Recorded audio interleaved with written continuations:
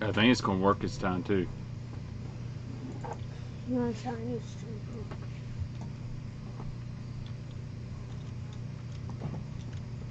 Yeah, we're live now. It's working. There you go. So here's what happened is I started and scheduled a YouTube stream, basically, and for some reason, YouTube does not like it when I do that. Like, I have to create a brand new thing. So, anyways, we're back for the first time in a long time. My man, Epic Eric. Epic. It's good to be back, Epic man. tournament fishing is what you've been doing.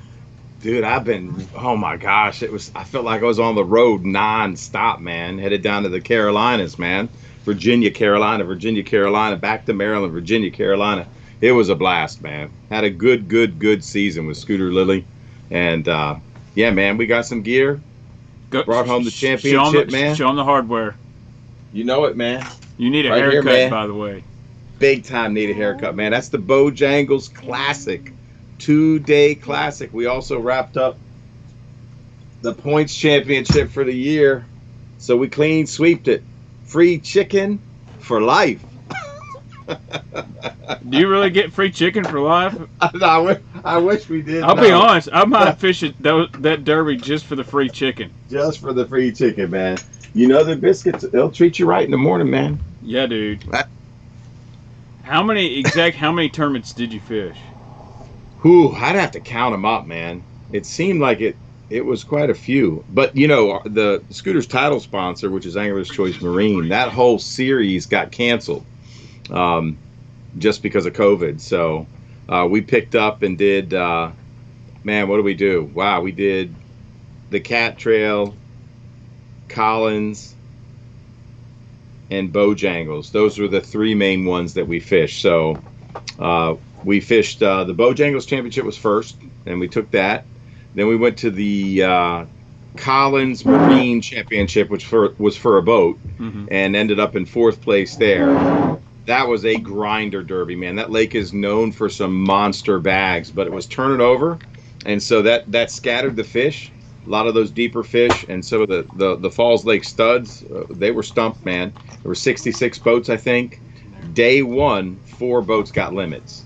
4 boats got limits, and we were one of the boats with a limit. We were in second place after day one. And day 2, we came in with 4 fish, so we came in fourth place and third place option pot money because the team ahead of us elected not to fish because they zeroed in practice on Friday. So the lesson is always put your money in the option pot no matter how bad your practice is because you never know what's going to go down in a derby. Absolutely. Like, you know, the BFL, they do the, wild card. Yeah. Well, I know a guy that he didn't catch nothing in practice, all that, and they do that optional pot. You know, you don't have to put in for it, but let's say, you win, you could win double. Well, this dude, he's like, well, I'm going to put in for it because you never know. And the dude was, he almost made the All-American, but he was the highest finishing guy that put in for the pot.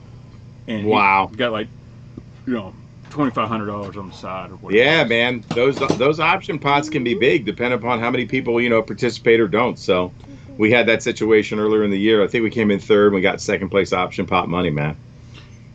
Yeah, it's crazy. So the big check.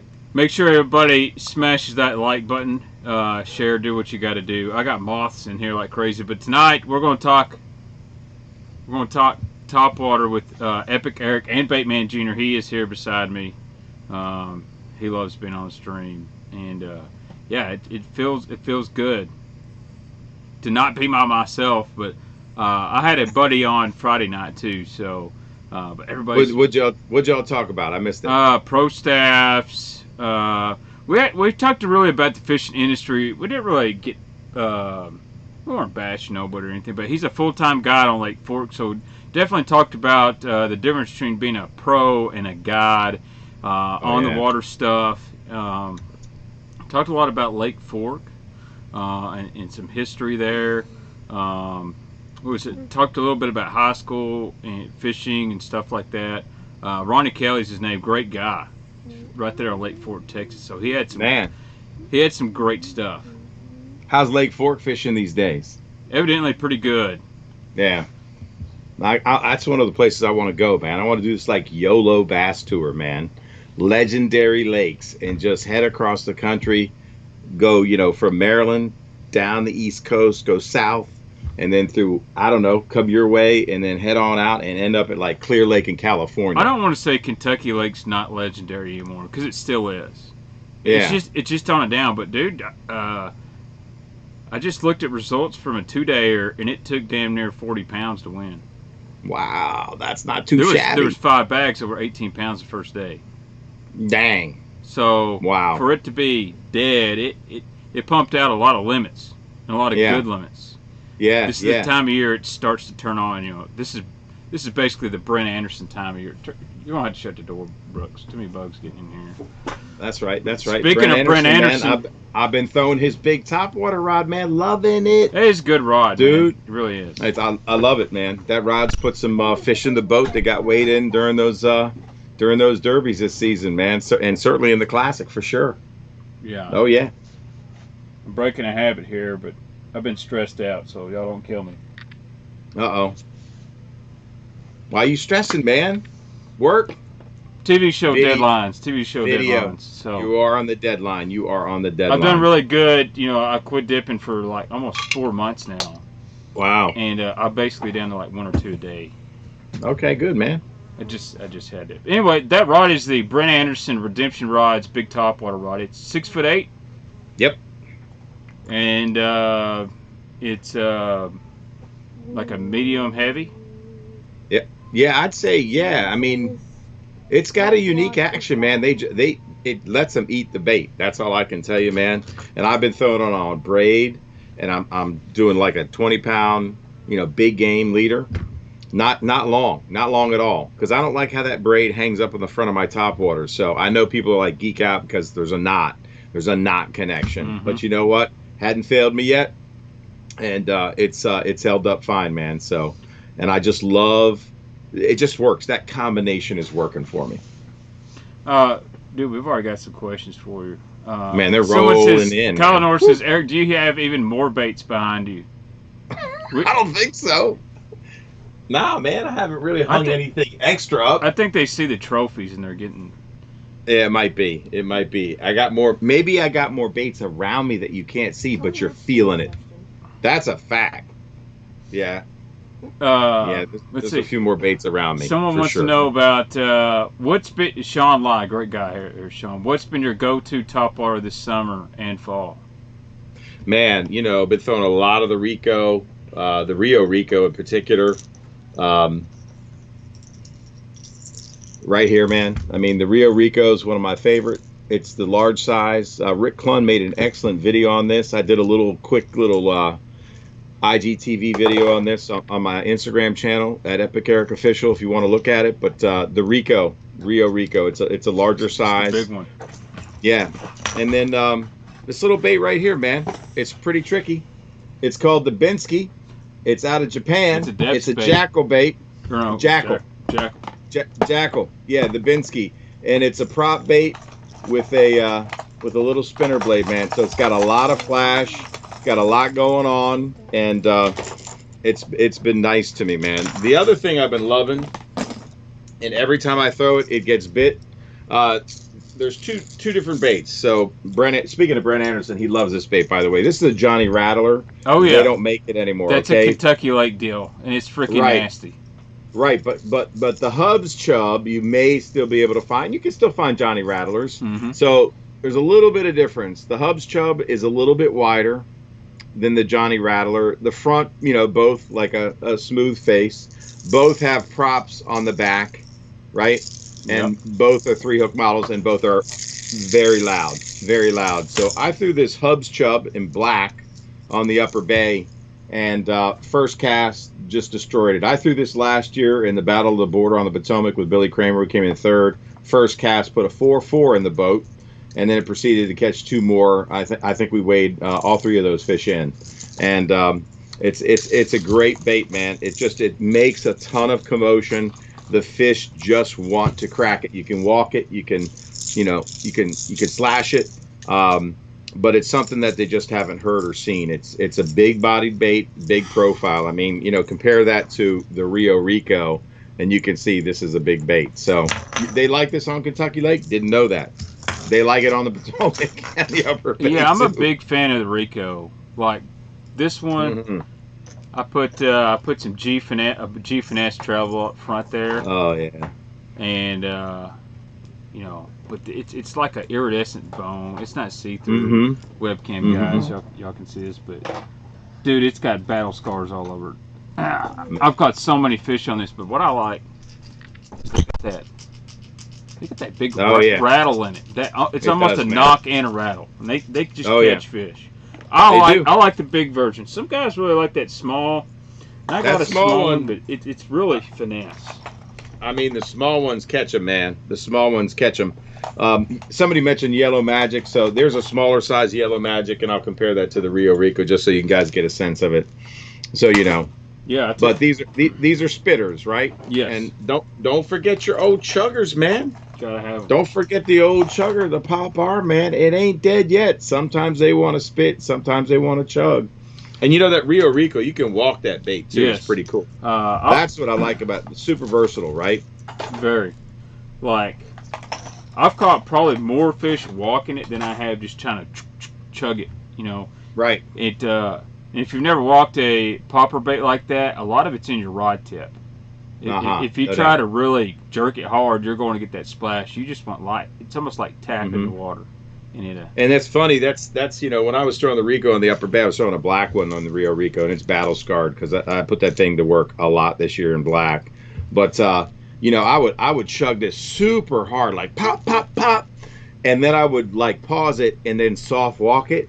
And as soon as I went to pull it again after the soft walk, they would uncork on it. So I was calling them up out of the grass with the aggressive chug, but they wouldn't bite it if I continued to aggressively chug it. They wanted that soft walk after that hard pop, that hard slash.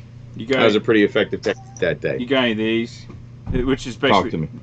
You know, the splash it, the Don Iovino. Oh yeah, of course, man. Yeah, plenty. There's like all up on that wall right there. There's a bunch of splash hits. I've never figured out a difference between the splash hit, the Yellow Magic, and the Rico. I think Don Iovino might have been a little better marketer than some of the other guys. Yeah. Funny Don Iovino story, and I ain't bashing the guy, but he gets rolled up quite a bit by the fake girls on Facebook. I know you don't have Facebook. But he's on my friends list, and I'll see Don Iovino. He'll be writing on their wall, "What's up, baby? Slide into my DM." And I'm like, I'll call him Don, buddy. She ain't real. Yeah, it's so funny because he gets suckered into it every time. But there's one more popper I want to talk about because it's absolutely worthy of a mention. I have absolutely waxed them on it, and anytime I throw it, it catches fish, and I commit to it. So that's the small size Rico or splash it. This is the big size Rico on the end right here. Can you see it? And this is a mid-size popper in the middle. Can you name this bait if I show you it this way? Possibly. It looks like an evergreen, but I know it's not. It is. Oh, it's the OB popper. OB popper, evergreens. Yeah. It used to be called the North. I just didn't know if it was the right color. Yep. No, this is the bluegill version. Dude, that evergreen OB is nasty. It truly is, man. It's got. You can walk this bait too, and that's how I catch a lot of my fish on this bait. I walk it. This is a bluegill color. You know, I don't really throw the bluegill a ton. I just think it's sexy. It is. Maybe during the bluegill spawn, but or when they're fry garden, you know, sometimes that bluegill color can really matter. But you know, maybe it's just the belly at the end of the day. You know, I got really good news too, by the way. You know, I seen it on Tackle Warehouse. My guy, one of my favorites. Here you go. I got to show to Eric down here first. He'll know. Guys, the G Splash is back. Oh yeah. It was discontinued, but is now back. One of my favorites. Now that's the 80, right? Yeah, this is the big one. You got the 80. This is the 65. Yeah, I got some 65s too. Now, do you like that American shad color? That is a dirty color right there. I mean, because they got that American shad pattern on the side, man. For some reason, that little rainbow. Oh, the man. one that's always done really good for me, and I'm out. Lost my last one. What Laser rainbow trout. I might have some of those in stock, man, because I bought this guy going out of business way back in the day, and he had a bunch of. He had some Lucky Craft S8 poppers. Yep, those are back in now. Those are more of like a true, kind of like a, it's very thin body. Yeah, very thin. This one's always done good. This is like Lake Mead Magic or something, like a clear with a fluorescent top on it. For some reason, I'll do really well on the G splashes in American shad or the clear colors. That Tennessee shad or whatnot, it's kind of clear is good. But yeah, I got some of the small ones. I got some of the small guys. Yeah. Yeah, there you go. Yeah, when that water gets super clear, man, those ghost kind of colors can they can perform, right? Yeah, I'll be honest. I hate to say it, dude. The Lucky Crafts, the old stuff's good. No doubt. I bought a new Lucky Craft, a Sammy 105 that's got a knocker in it. It's somewhere in this tackle warehouse box. Ow. They have changed the plastic. It is not the same. Like, whoa, wait a minute, whoa. I'm gonna get one of my old ones out here. It's funny, man. We talk about this all the time, man. Like I was holding up some old -1s, man, to the newer versions, man, and it was just like not the same weight. Yeah, there's American shad. You always jack me on my teeth marks. I don't know if you can see this. No, this but guy's freaking. That's what you want, man. It's missing some freaking scales. It's been eaten up. If you can find one Lucky Craft topwater and you don't know the color, American shad.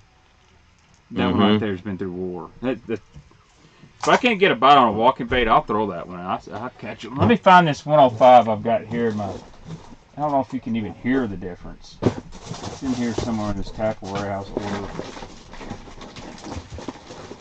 I just got stuff laying everywhere, Eric. No worries, man. Me too, brother. Found it. You got it. All right, so Sammy 105, and this is that USA series. Like, I pick it up. Yeah. And as soon as I touched it, I'm like, it is not the same. Number one, I don't know if we'll be able to see this. I don't think you'll be able to see it on yours. But if you look at the belly of this, can you see? There's a seam. It's a seam down the middle of this thing. Yeah. I'll show this on the webcam to guys if they can see it. This is the new one on my big webcam. I don't know if y'all can see that, but there's a seam that's right along the line of the split rings. Oh, we got a new subscriber. I got this cool thing that jumps up here. TJ never stopped angling. He's hooked to subscribe. Thank you, TJ. But this old one, you can look at the belly. You probably can't tell on your webcam. I'll have to send you pictures on my cell phone. I can see guys, on the bottom, there's no seam. Yeah, so what does that tell you? Not the same bait, brother. No, but this one was pressed together. I don't know if you've ever seen how they've done it on the cheaper ones. Though it's not a solid mold. They'll mold it in two parts and they press it together. That's right. The hooks are cheaper too. I can tell you that. I mean, they're sticky. That's what made. But they're not the old Lucky Craft hooks. All right, man. I got to bring out like how can we talk about topwaters without mentioning the Storm Chug Bug? I love the Chug Bug. Like the OG Storm. You got to get the OG. You got to get the pre-Rapala one, man. The OG Storm Chug Bug. Some of them boys threw that giant one. Like that monster one. What was that? Magnum Chug Bug? Yeah, I just put that up. Oh, I put it over here. Like, look at the size of this joker. Look at this Magnum. Look at that Magnum Storm Chug Bug. Yeah, dude. That one catches. Dude, the striper guys love those. They do, man. They do. But on some of those herring lakes, apparently that Magnum one can be good. I don't know. You know, just to give them a different look. Let's answer some questions. I hate to interrupt. They're just... No. I try to be my own moderator. Sometimes, you know... Oh, it's impossible. I don't know how you do it, dude. Because the stuff flies in, man. St. Crest, our guy St. Crest, good dude there. Have you tried... What's up, St. Crest? Have you tried the OSP louder? No. I haven't. I think I have. I think I got one upstairs. Have I thrown it? Nope. Because, you know, that's my problem, man. I just don't have enough time to try all the stuff that A, I've acquired, B, I want to try. I got too many ideas rolling around in this bass brain, and I just get stuck. If you know what I'm talking about. That's same here. I have. You know what I mean? Less time you do. Oh. No, man, it's crazy, dude. It's crazy. So, like, did we miss any like legendary poppers? Yeah, bud. We did. All right, who's the guy? You know this guy. His initials. Let's see if the audience can figure it out. I hope you did. Did you flash it? You might have just flashed. All right. Who's the guy that threw an oversized popper, had a one knocker? They don't make it anymore. It's a true chugger, not a spitter, and he threw it like he would like pitch to undercut banks a lot, holes in the grass, and was a master at it. And he threw it on a super light rod. I met him at a bass show up in Timonium, Maryland. They don't do it anymore. And he showed me the rod he threw it on. I'm like, absolutely not. There's just no way that you use that rod. And it was the lightest topwater rod I think I've ever seen for the size bait and the size bass he was catching. What's his name? We got one guess of Van Dam, and then it's not Van Dam. Zell Rowland. It's not Zell Rowland, but it is in the family of the bait that Zell Rowland did make famous by shaving down. Oh, I think we got a winner. There it is. Yeah, Craig Powers. Yeah, Chris Craig CP. Powers, man, CP. All right, it's the original P70. Oh yeah, the original P70. You know, I got one. You know, I got a bunch of repos up here. I'm going to send a TK to get painted. I've been saying that for like 6 months. Did you get the silent repos or the knocker repos? You know what's weird is some of them knock and some of them are silent. And I've seen someone talk about, I saw it on a forum, why some are silent and some aren't. Okay, so some of the original P70s, like this one, it's got a lead ball in it, and you can see it. I hear it get stuck, but it's in there. Mm-hmm. If I flick it with the back of my finger, and I think you just got to throw it a lot. Now you can hear it rattling, right? But then it'll get stuck if I like flick it a certain way. Anyway, and hold on, we forgot about the Super Pop R, dude. For some reason, that thing. Mm-hmm. I've had some legendary topwater days on the Super Pop R, man. Just a skinnier bait, you know. It's just a more slender profile. It's kind of like that S8 popper, and I don't know what it is about that profile. It's longer, a little bit more disturbance. Interesting. So here's a great question. We might as well answer it now. How can you tell it's a P70? Number one, the dead giveaway to me is it's freaking big. Yeah. Now, I don't mean it's 8 inches long. It's just, let's see here. I got a comparison. I think I got a P65 here, which is a good bait, man. It's a good bait. This is an old one. This is the here's a 65, right? And here's a 70. So that 70 is what? 3+ inches? Yeah. You got a ruler? I don't have a ruler. No. But P65 and a P70 right there. I don't know if you guys. But the 70, you know, if you look at it, well, my webcam, and this is okay. 70, the mouth is, which is in my left hand, so much bigger. And it's a water bait. And then, if you really want to get down to it, I don't know if you got one of these. It's the CP70 made by Craig Powers himself. In Balsa? In Balsa. I know you've seen this. Come on, man. And y'all have to get on like Woodbait Nation on Facebook or follow Craig's Instagram because he'll come up with these for sale. If you go to the East Tennessee Fishing Show is a good place to find these, but he's pretty much made his own version, and there's not a lot of difference, man. I mean, is it got a knocker? I don't think so. It is completely silent. Silent. Yeah. You know, and I imagine that because it's balsa, it's a lot more lively, right? A lot more responsive. Yeah. You'd think, right? So what's crazy about Craig can take that bait, and he's done it on Kentucky Lake, and put it in windows this big where I'm trying to flip a plastic and I keep hitting a branch. And that dude just wrist flick, skips it right under there. Dude, Craig was one of those guys that he was either going to hero or zero. Like his FLW record's very inconsistent. But if you notice, he either finished in the top 10 or he was on the second page of results. Right. Right. Here's a good question. Man, we got so many good ones. I'm just I'm just seeing this on here. First, let me answer this one. Mike Dove says, Baitman, what do you know about the 6 cents catwalk? Thanks. Well, I got one, and I have actually caught some fish on it. I do have the video proof of that. It's a pretty tough day, and that's all I got to buy. There's the 6 cents catwalk. Eric, if you like a bait that's really good on slick water, this one performs kind of like a Sammy. Really good in slick water. That shad scales color. That's freaking good. Yeah. I'm not too big on it in water it's got to chop, because the way it's designed, when it walks, it's got a good walk, but it kind of noses in and makes a splash. So when you get that chop, it tends to want to ride under the water. Which somebody asked about, like, what's a good bait when you got some chop going. You know what I mean? Regular spook. A regular spook or the spitting spook, right? The chugging spook. Yeah, if y'all want to watch some good catwalk footage, I'm not gonna lie, you just go look at Justin Royal on YouTube. That dude's been slaying them. TK says, if you question whether it's a P70 or not, it's probably not. When you find one in the wild, you just know. TK's there? TK's in the house. What's up, TK? He must be painting baits tonight or something.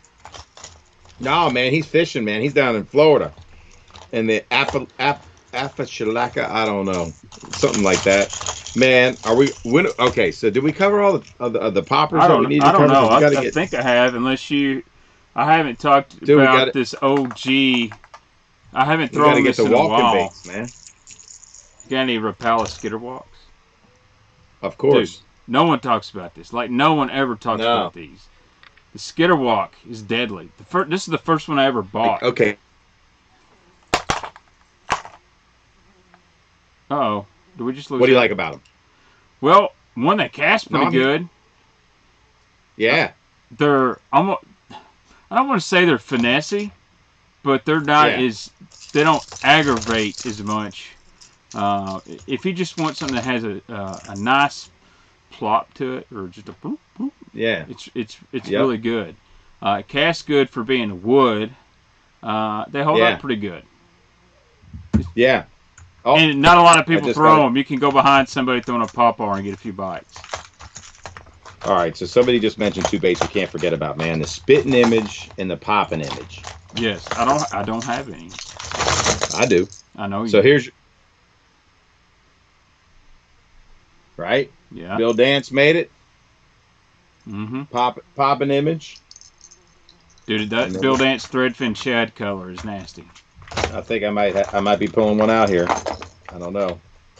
Is it threadfin? This could be. Let me just say, there's a lot of baits. We almost got 250 viewers. This chat is popping off. I like it. I don't know if that... No, that's not Tennessee shad. But it's a shaddy color. That's a good one. It ain't... And I don't... It's a good... Man, as long as the belly's white, because that's really all they're looking at. Yep. You know what I mean? And sometimes you could really score big when the bluegill spawn's happening, man. That yellow belly I just showed you guys. The hot bellies on poppers, they don't get thrown a lot. Everybody's thinking about shad all the time.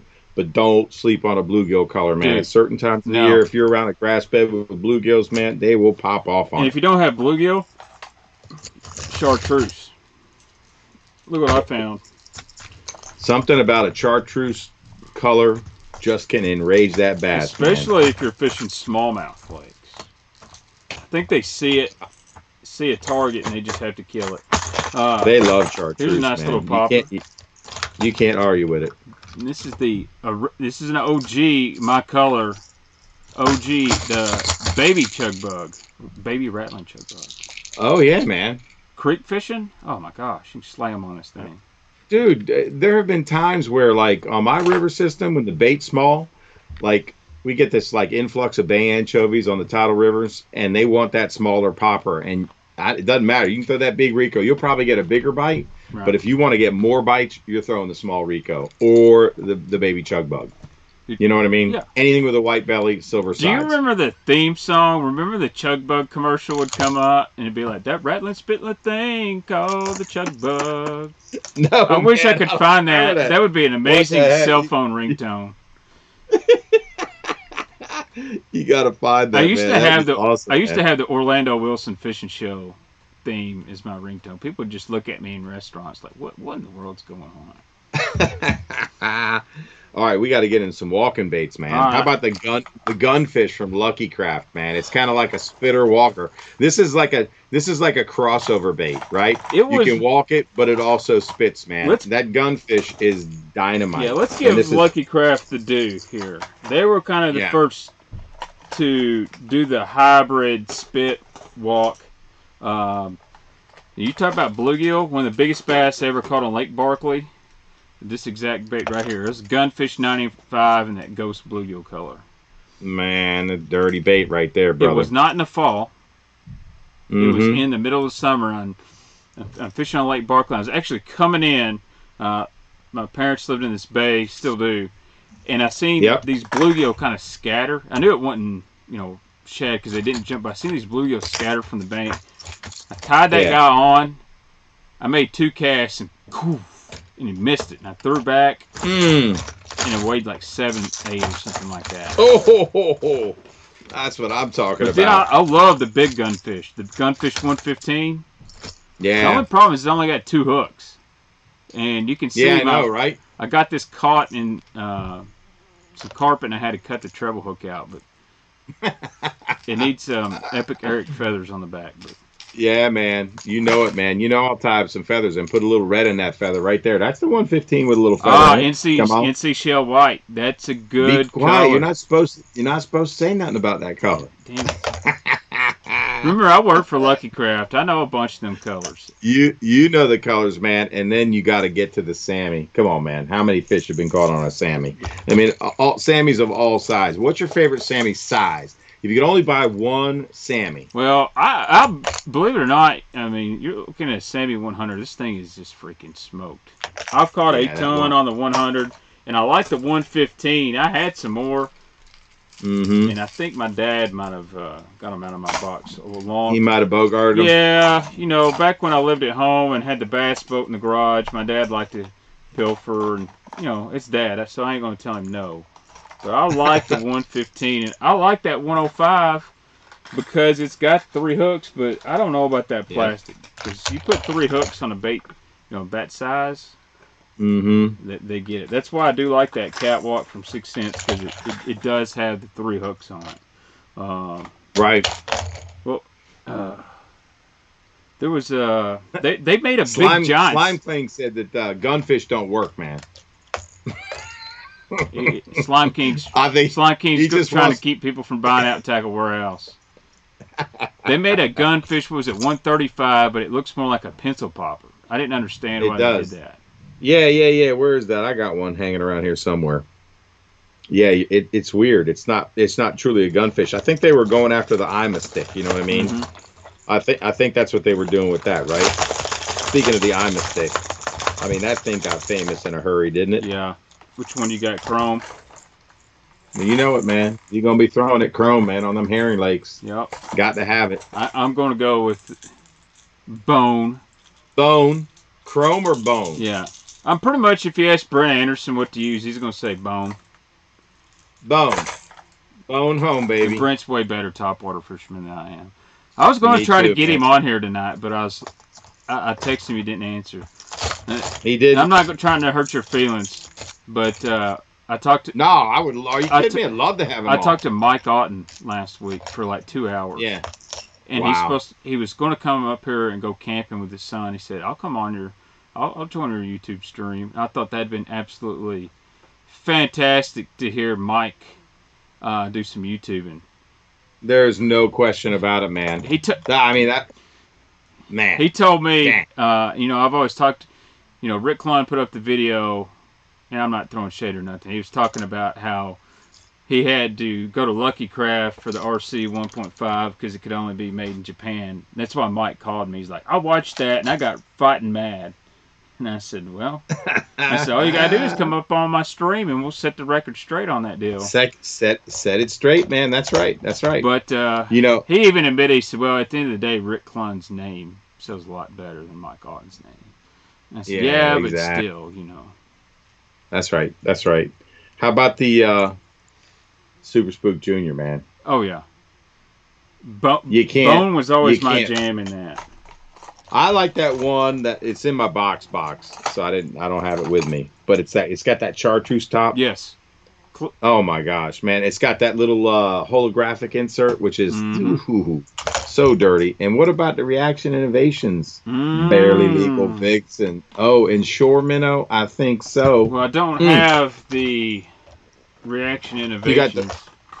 But you got the Repo Man, widely available still, right? No. Did they stop making it? Yeah, there ain't no more Paycheck Repo Man, but I do have. I do have the Teckle Kick Knocker. Yeah, it's the same bait. Now, do you think? Okay, like here you go. Let's debate. Is that Teckle Kick Knocker, which was based on the barely legal Vixen, is it bigger or the same size? This is the Kick Knocker pup. I'm got. But is it the same bait, in your opinion? I mean, I really would like to compare the barely legal Vixen that people paid through the nose for. I bought this when when it first came out. I don't have many. Right. But is that Teckle bait that is the reproduction, like they reproduced the Swamp Donkey frog, right? Is it the same bait? Supposedly Hideki says it's the exact same bait. He says that. Man, that's good news for people. He says, it's the same. It's the original Vixen mold, whatever. Everything. I love it when they bring things back like that. Yeah. What about this one with the crazy feather on the bottom? That's the one. That's the $100 bait right there. Is it that good though? Dude, is it better? Is the one better than the I'm a Little Stick? Dude, when people pay $100 for them. But why? I mean, why can't somebody go get that mold and make that bait this again? This one isn't mine. This is my buddy's. I bought a bunch for a buddy, and I forgot to throw this in there. Hopefully, Levi don't kill me. Well, I can tell you this. I mean, if you look at the back of this one, look at the size of the ball. It's got a completely different sound. Okay, so here's the I'm a Little Stick. Yep. Which didn't win a classic. The I'm a Little Stick. It won a Forest Wood Cup. Just an action. Yeah, that was it. That's right. And this is the one. Different sound, different knock, different weight, maybe different size. I don't know. All right. I don't throw a lot of. Here's one I'm going to say you don't have. All right, they what only do you got? made like 5 of them.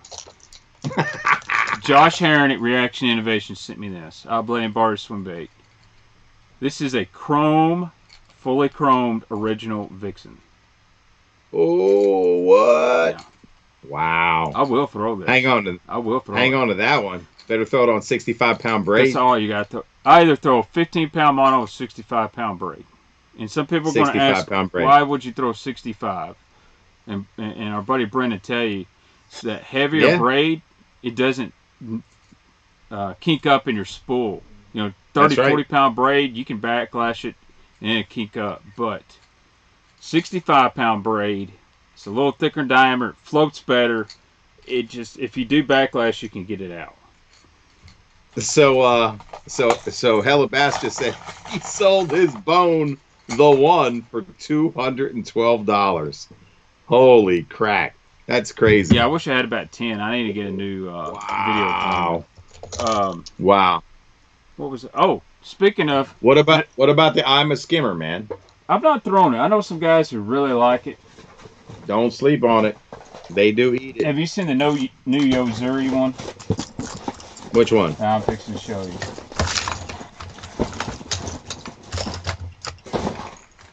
This is the 3DB pencil pocket. Oh, yeah. It's loud. I like it. It's only like it's very loud, man.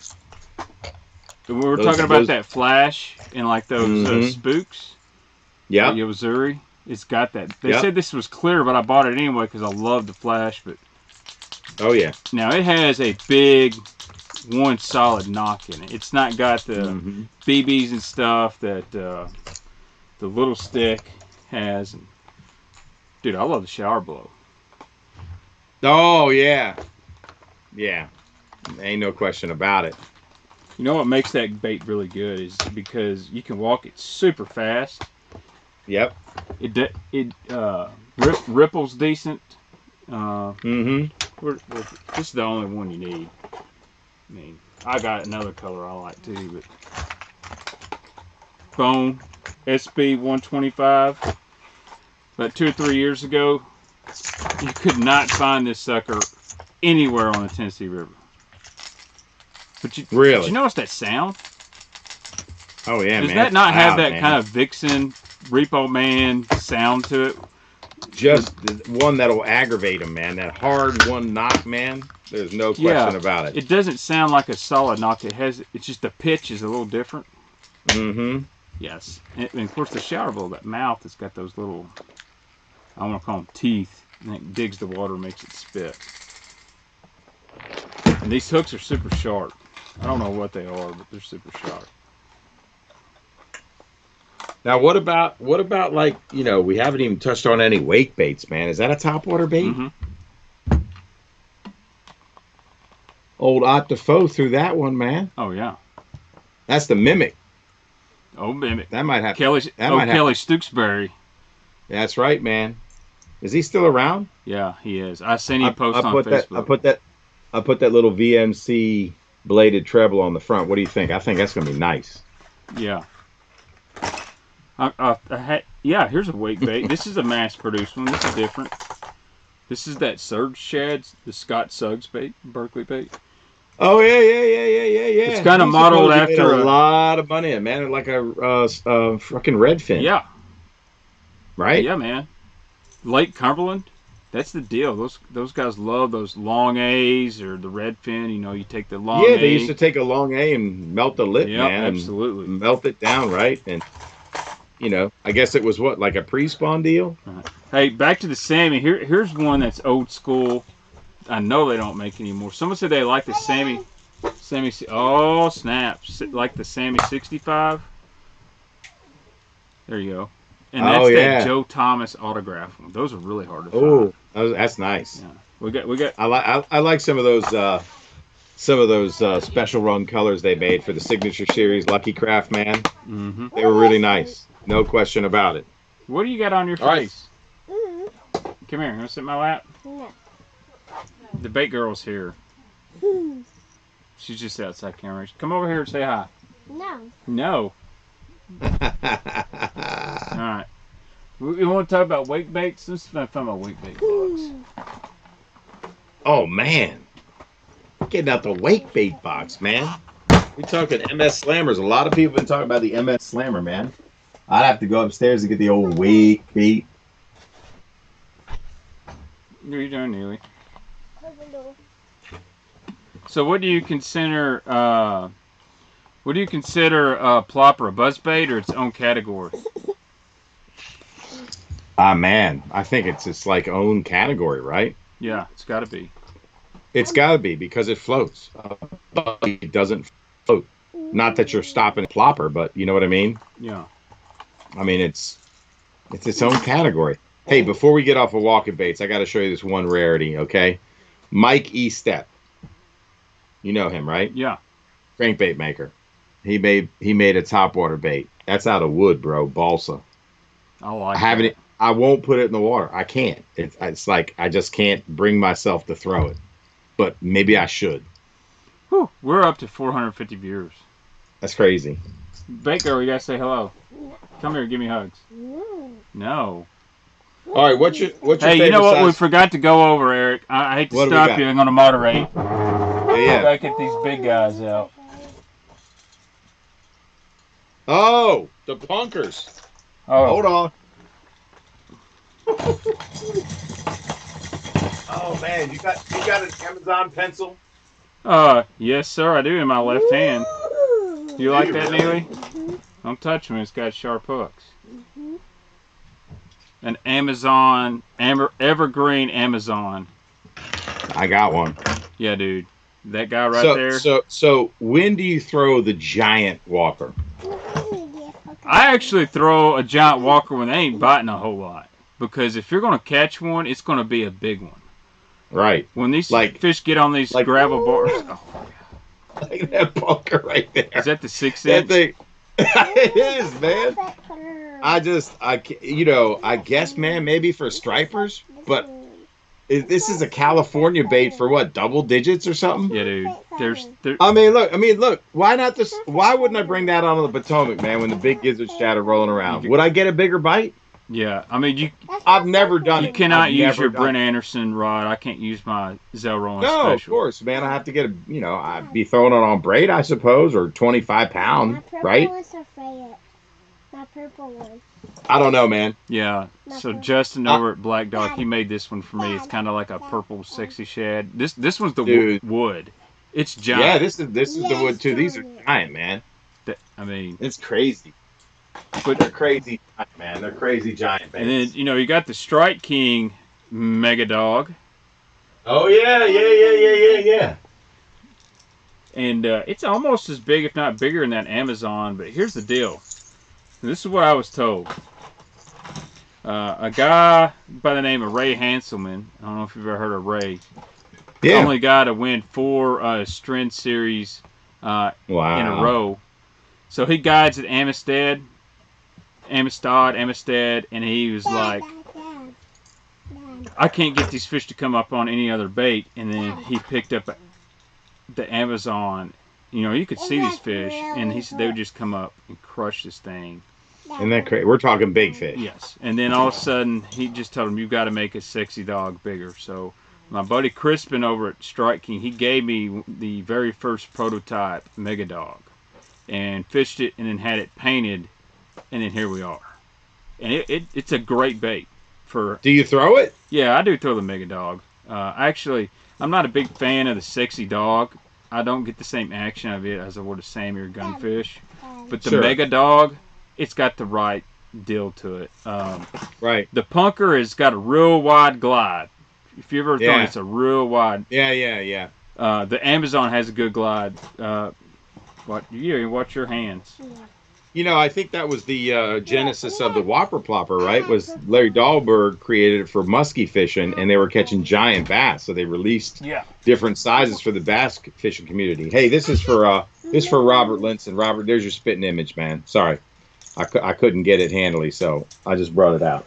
That's actually going in the box. I mean, the old H2O box. If anybody's wondering, those wood punkers are expensive. That's $100 bait. But they make the injected punker. They do. Just $20, and it's a great bait. Dad. Yep. Dad. My favorite was my purple one.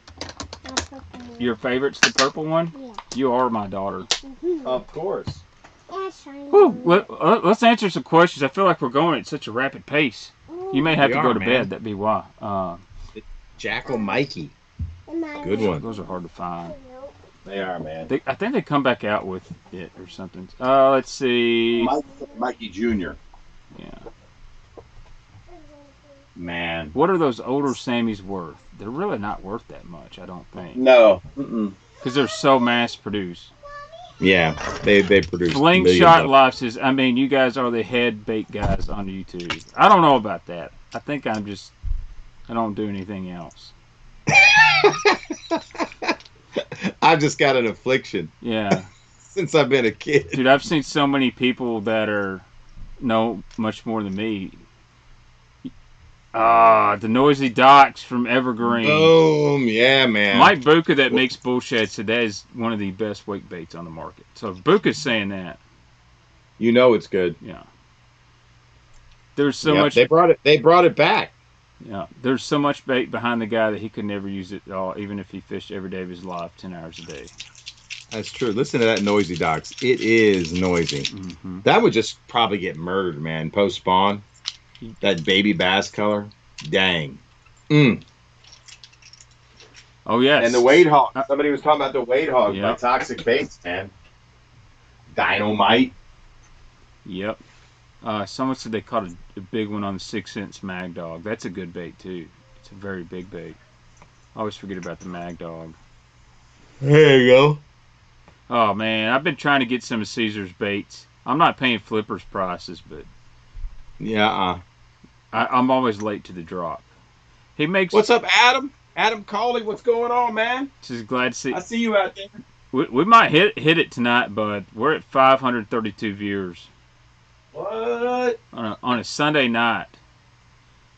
Brad Crumb asks, is a rat a wake bait? I would say yes. Yeah. And I'm bringing out the mini slammer. Oh. People were talking about this like crazy. any rat bait. There's a bunch of rat baits. I mean, there's a zillion rat baits. Caesar makes a rat bait. Yeah. It's more of a crank down in my opinion, but still dynamite. My buddy's rat bait that he's made for me. He took back my prototype. I'm sad because literally every time I threw it, I caught a good one. Man, you got the elude baits, Nar durable. I mean, this is a nighttime color. It's got a little purple for you, brother. But listen to this thing. Check this thing out. I haven't thrown it yet because I only got one. I don't fish at night, but to me, it's got that, it's got the blacks and the purples. Maybe on a dark day I'd throw this, and I'm not sure how this actually, but the noise, the knock, it's a wood bait. It's not a plastic injection, it's not a composite bait. I got one you need to get. This guy's on Instagram, Big Nasty Bait Company. He sent me this. Yeah. Look at this big guy. Dude, they get eaten, man. If you got the balls to throw it, I'm telling you, man. And it's got that good sound when the joints come together. Yep. That's what you It is want. a big rat. And great nighttime paint job on this thing. I bought one from TW the other day. It was $20. It's not a Spro rat. It's we got a new sub up on the channel. Uh-oh. Keith Covey, new subscribe. Shout out, Keith. Thanks for joining the channel. This is a clate. It says clate bait. It's plastic, but for 20. Yeah. I remember those clate baits. For $20. Look at this little guy. Got a little whiskers on him. I like the tail. Got a good little tail too. You got to go out and throw that thing, man. Yeah, I gotta go do a lot. I gotta get these TV shows done. I think that's a good idea. Somebody send me and Eric like 10 grand, and we'll just travel across the country, fish the best lakes, and visit the best tackle shops. That'd be an awesome show, right? Yeah, I think Eric, he could work from the road. I can. Yep. See. I wish I had a Johnny Rat. You got a Johnny Rat? I do. Oh, gosh. You know what? I threw those Johnny Rats, and maybe for me, I've got two. And I don't know why, but I guess because I spent so much time with my buddy's rat, and I don't think he's ever going to make them for sale, by the way. He's just jammed up. Do you got one of your buddy's rat? He made, I do in the garage. I mean, I could go get it if you want me to. It was that I could show a picture. Hold on. Let me show a picture of the original. That original gray one. Man, for some reason, the way that I could walk that bait in place and almost get it to turn around. Yes.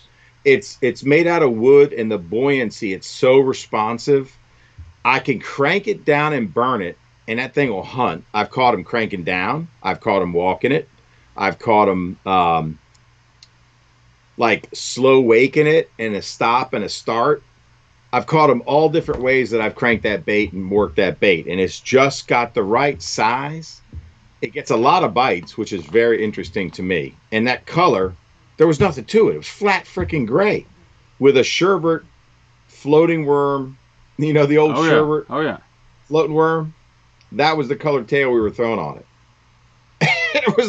But he put a rattle inside of it, which made it very unique. And on all four corners of the body of the bait, he put ruby beads.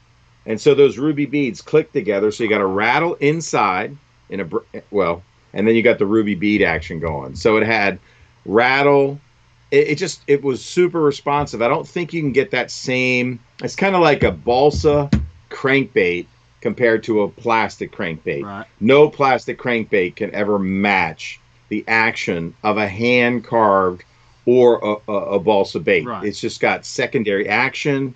It's way more responsive. So when I'm walking that bait, because it's made out of wood and the buoyancy of it, I don't know, man. I'm sold on the concept of wood for some reason in baits. I'm not saying that the composite baits made out of, plaster or whatever composite material they're making those baits out of isn't good. Don't get me wrong. But there's something about a wood bait that I think is just unique. I think it's like that in the swim bait world. I mean, Yeah, maybe. Buka makes a resin bait, and I think resin's the best hybrid in between. You know what I mean? Right. It's a little bit more durable too. There you go. If you could see that, that's on my Instagram page at Epic Eric Official. So the original one's up top. You could tell. Can you see it's kind of beat up a little bit? Yeah. Let me expand that if I can. It has the pink accents on it, and that was the second prototype that he made below. So the original's on top, the second prototype. That second prototype, he started playing with the harness, and it just didn't. This thing's got roll and pitch. It's got so much going on with it, and he couldn't duplicate it. I'm like, dude, all I want you to do is not improve the bait. Make it the same way you made the first one. You are killing me, man. Yeah. But he couldn't leave it alone, and I get it because he's the bait maker. I don't want to fool with him too much, but he's trying to work on reproducing that first one. Anyway, we'll see what happens. Yeah, my buddy, I don't know if I've showed you this one time. My buddy just down the road, his name on Instagram is Narrowgate Baits. This is one of his first rats. Very raw, but man, he catches a lot of fish on this thing. You know, it doesn't have to look pretty, man. It does not look pretty, but dude, it catches. It doesn't have to look pretty. I can tell you that much. I've actually thrown this one, and I talk about this terrible pond by my house that everybody catches fish, and I threw it the other day messing around, and I actually had a good one roll up on it. And I went, okay, maybe the rat's do. So I spent an hour throwing this rat again. Never got another bite, but it's the only bait I've had a fish try to bite. It's definitely raw. Got this big oversized lip. He's just making these and selling them pretty cheap, I think. I told him, I said, dude, you got to get into balls of crankbaits. Period. Yeah. He's got a machine and a duplicator, and I said, dude, wow, you got the right setup. If you can get some balsa blocks, we can make a crankbait. Ain't no doubt about it, man. No, I'm not. Hey, somebody was asking about frogs. We certainly cannot leave frogs out of the topwater game in the fall. What is your favorite frog? Go. Well, it'd be really easy for me to say the 6 Sense frog, but I haven't used it that much. It's a great frog. Before the 6 Sense frog, what was your favorite? Jackal Gavacho. Yeah, man, that's a bad man pajama. Hold on, let's show it, everybody. I got one over here handy, I think. Oh. Got to get out the Jackal Gavacho. Oh, yeah. Where's she at? There we go. They got some Japan-only colors, man. Have you seen them? Yeah, man, I'm fixing to show you Jackal Carrot Frog in a color you ain't seen. Dude, how about this clear Gavacho frog? What? Yes. It's got no color. Look at my frog box. I got it loaded down. I couldn't get everything in here, but would it work? A clear frog? Yeah, absolutely. I mean, right. Like they can't identify it, but they got to eat it? I don't know. It's not my box yet. Here's a good question. Anyway. JP Harrell says, what type of line are you throwing those big weight baits on? Braid or big mono? Yeah, big time. That's right. Dude, how about the pink? Oh, looky here. Come on, man. Oh, looky here. How sexy is that? Look at my little carrot frog. I got a pink carrot frog. You got the Gavacho. Yeah. I got the little carrot. Do you throw the pink, man? I will. Absolutely.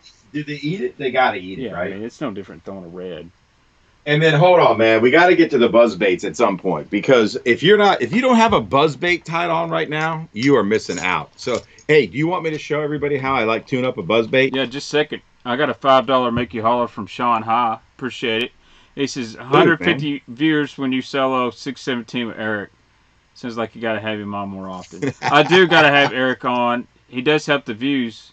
In my defense, I have got 1,000 by myself before. That's true. That's true. I cannot.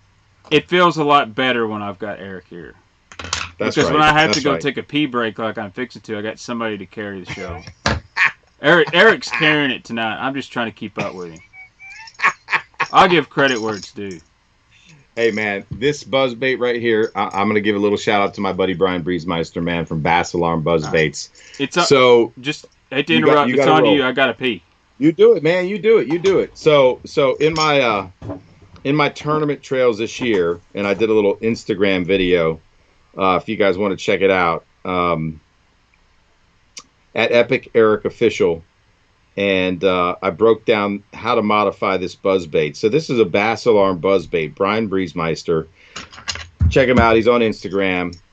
And why I like this buzzbait, this is his pro model, and it has a little bit more bite between the blade and the hook, and I like that. You know, when a bass comes up behind a buzzbait, you want some room between the blade. But it's a compact buzzbait. It's a very short arm, and it's got a pan head. And why I like this buzzbait so much is I can adjust the arm to make it clack the head. You hear that? Or if I want it to be silent and not hit the head, I just bend the arm up, okay? It's a light wire buzzbait, and for some reason, because of that light wire, you got a lot of things going on. It gives it just some crazy vibration to it. So I really like that. So I do a few things to this buzzbait to try to get it to squeal out of the pack. So first thing I'm going to do is I'm going to take this wire arm with the bend right there, and I'm going to bend that straight, and I'm going to take that rivet off, and I'm going to take the blade off. Okay, so now I just have the arm of the buzzbait. And I'll get to this trailer in a second why I like it so much. But in the fall, the bass are thinking about shad, and so I'm going with a shaddy color. Okay, so this is a Z-Man Jr. Z-Craw. Z-Man Jr. I think this is called Bluegill Flash. It's got like a smoky green back, but a lot of sparkle and a white head. So first thing I'm going to do is I'm going to take this blade. Okay, you see the hole in the front? I'm going to take a pair of small scissors. You can get anything you want that will stick in there. I'm going to make that hole bigger on the front and on the back. So I'm going to make it bigger right now. I'm just going to bore it out a little bit. And you don't want to bore it out too much because this will shorten the life of your buzzbait, but the whole point of this thing is to go get it to get bites, right? So I'm boring it out. So I'm making it bigger. And I'm doing it to this side too as well. So I'm doing it to the front and the back. Just boring it out, making it bigger. You know? All right, next thing I do is I take my pair of pliers, or you can take a metal file and do this. But I want to, a metal file is a lot easier than a pair of pliers. So I'm not going to go through this whole thing right now, but I'm scraping the arm. But if you had a pair of, if you just had a metal file, I want you to file the arm. You're roughing up the arm, okay? And I'll tell you why in a second. So then I'm going to get some brass beads or gold beads, whatever you like. I don't care. It doesn't matter what color. But I want to put a bead on the front, or 2 or 3. And why I do that, there's a reason for it. Because I want the blade to immediately start hitting the head of this bait and engage. So like when I make my cast and the bait falls, I immediately want that blade to start turning. And it also helps keep grass and other debris out of the blade. So I put a few beads on the front here. So now you can see it. See how I've got 2 beads on the front there? Yep. You can buy those at like a fly tying shop. They're hollow brass. They make, don't get a tungsten, just get a brass, copper, gold, whatever color you like. I don't think it matters, but because it just serves a purpose for me. So then I'm going to put the blade back on the arm. Then I'm going to take this rivet, and rivets, I get crazy. So if you really want to get goofy, go find yourself some steel rivets, not stainless steel rivets, and you put them in a saltwater solution and rust them. Right. They're hard to find. They mostly sell stainless steel. This is a stainless steel rivet. So what I'm going to do is I'm going to take this rivet, which has a naturally like round top, and I'm going to take my pair of pliers, and I'm just going to go around the edge, and I'm going to flatten it out. Okay, I'm just flattening it. I'm making it flat. I want that surface flat. And what I'm trying to do is maximize the surface area of the rivet, okay, to make the buzzbait squeal. So now that I've got the flat side, I'm going to put that flat side up against the blade, connect them again, and then I'm going to bend that wire down. And then the last thing I'm going to do is I'm going to crimp the rivet in place. I'm crimping the rivet with my pliers so the rivet doesn't move. So now the beads, there's no play in the blade. Right. As soon as that hits the water, I'm rotating. It's going, right? You got it? And the other thing you could do, if you're really goofy, they used to do this with buzzbaits. They'd like tie them to their antennas and drive down the interstate. Yeah.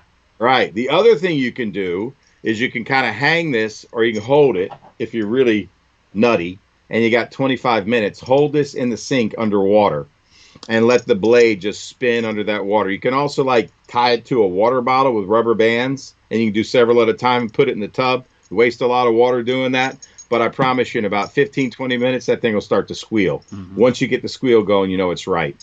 So anyway, Z-Craw Jr., I'll bite off the front a little bit, and then I'll put a dab of super glue on this, and it'll stay on all day. I do not use a trailer hook. I know some of you guys think I'm probably crazy. You can. It jacks up the action when you put plastics on the back. It definitely does. It does. If I'm using a skirt, I don't mind a trailer hook as much. But if I'm using that, and I'll tell you why, everybody's using horny toads, and I don't like them.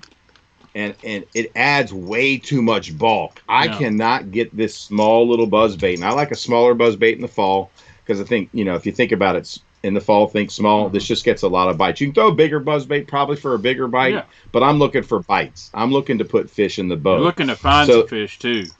That's right. This is a 3/8 ounce buzzbait, and the trick is, hey man, as slow as you could reel that buzzbait.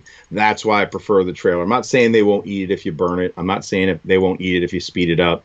But this little buzzbait gets bit, man. That bass alarm buzzbait is bad to the bone. So there's your Gamakatsu trailer hook. But here's a little tip for you. I don't know if anybody's ever, you see that little assist hook down there? Yeah, that's what I put on my spoons. Yeah, a lot of people use them on spoons, but not many people thought about using them on a buzzbait. And I'll tell you what, when you hook a fish with an assist hook, he's not getting off. No. It's crazy. It's crazy. It's completely a free range of motion. So this little assist hook, I'm going to put on this bait anyway, just to show you what it looks like. Because I do throw it when I throw a skirted buzzbait. So basically, you take that little loop, you pop it over the hook. I know you're not going to be able to see this, but anyway, I'm just going to do it and show you how it looks. It's pretty cool. The assist hook is a bad little dude, man. No, there's guys in the swim bait world who are using those. How they using them on, like on the front of the bait? Well, what they're doing is they're making a treble that's got that same concept as an assist hook. No split ring or anything. So it's got that free range of motion, and Is it the Butch Brown modification? No, I don't know what it is. There you go. Now, I might be able to deal with it. See how that little, I put that loop and then doubled it over, and that joker will stay on. You could put a little bead over this if you want to. Hey, if your wife has any, like, clear earring holders for the backs because they lose their earring thing all the time. Anyway, that's a great little thing for trailer hook keepers, and it's a lot cheaper than you buy retail. So you can find them at Walmart. But anyway, that little assist hook, I like that little red on the back.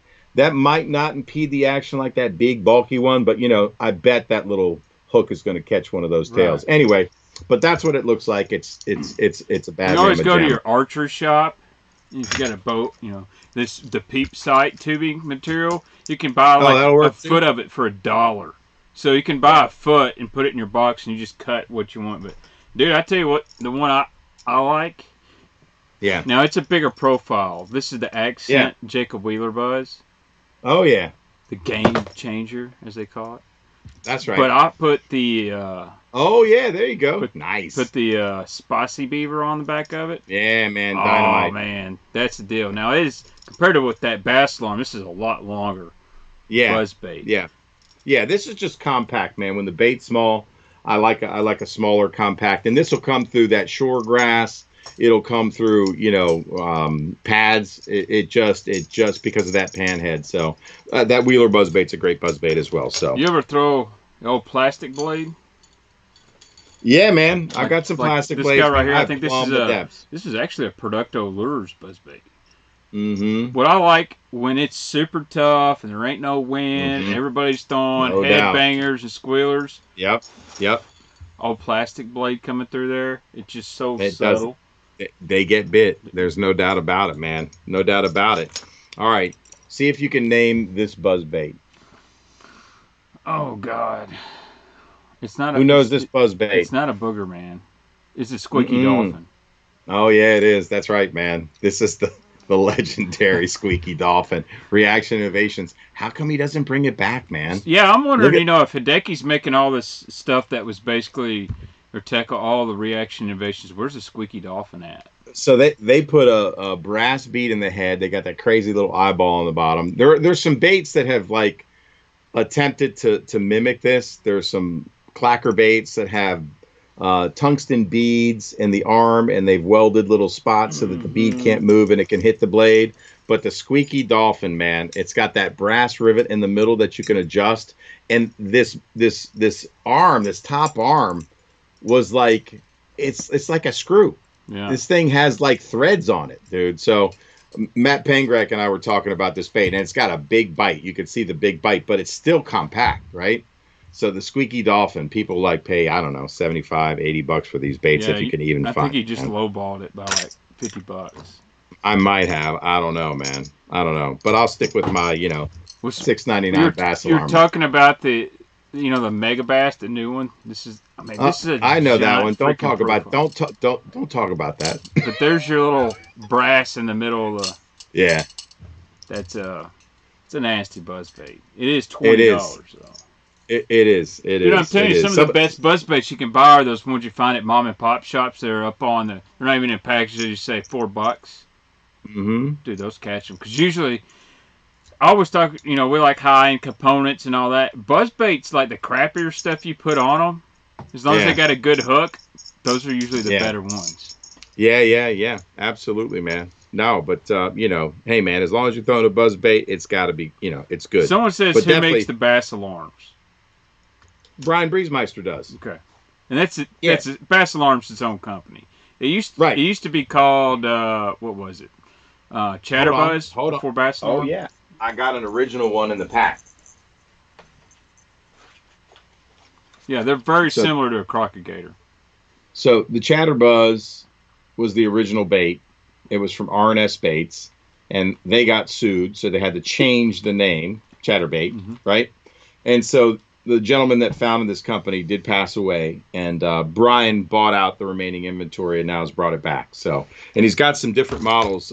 There's another model that he makes it's all Gamakatsu hooks. Some have mustads as well, but Gamakatsu is on a lot of his models. He's got one that has a wire keeper. I don't know if he's got any in stock because, everybody's been hit with the whole concept of not being able to get their supplies. Yep. But I like that one with the screw lock keeper, especially if I'm doing that thing, you know what I mean?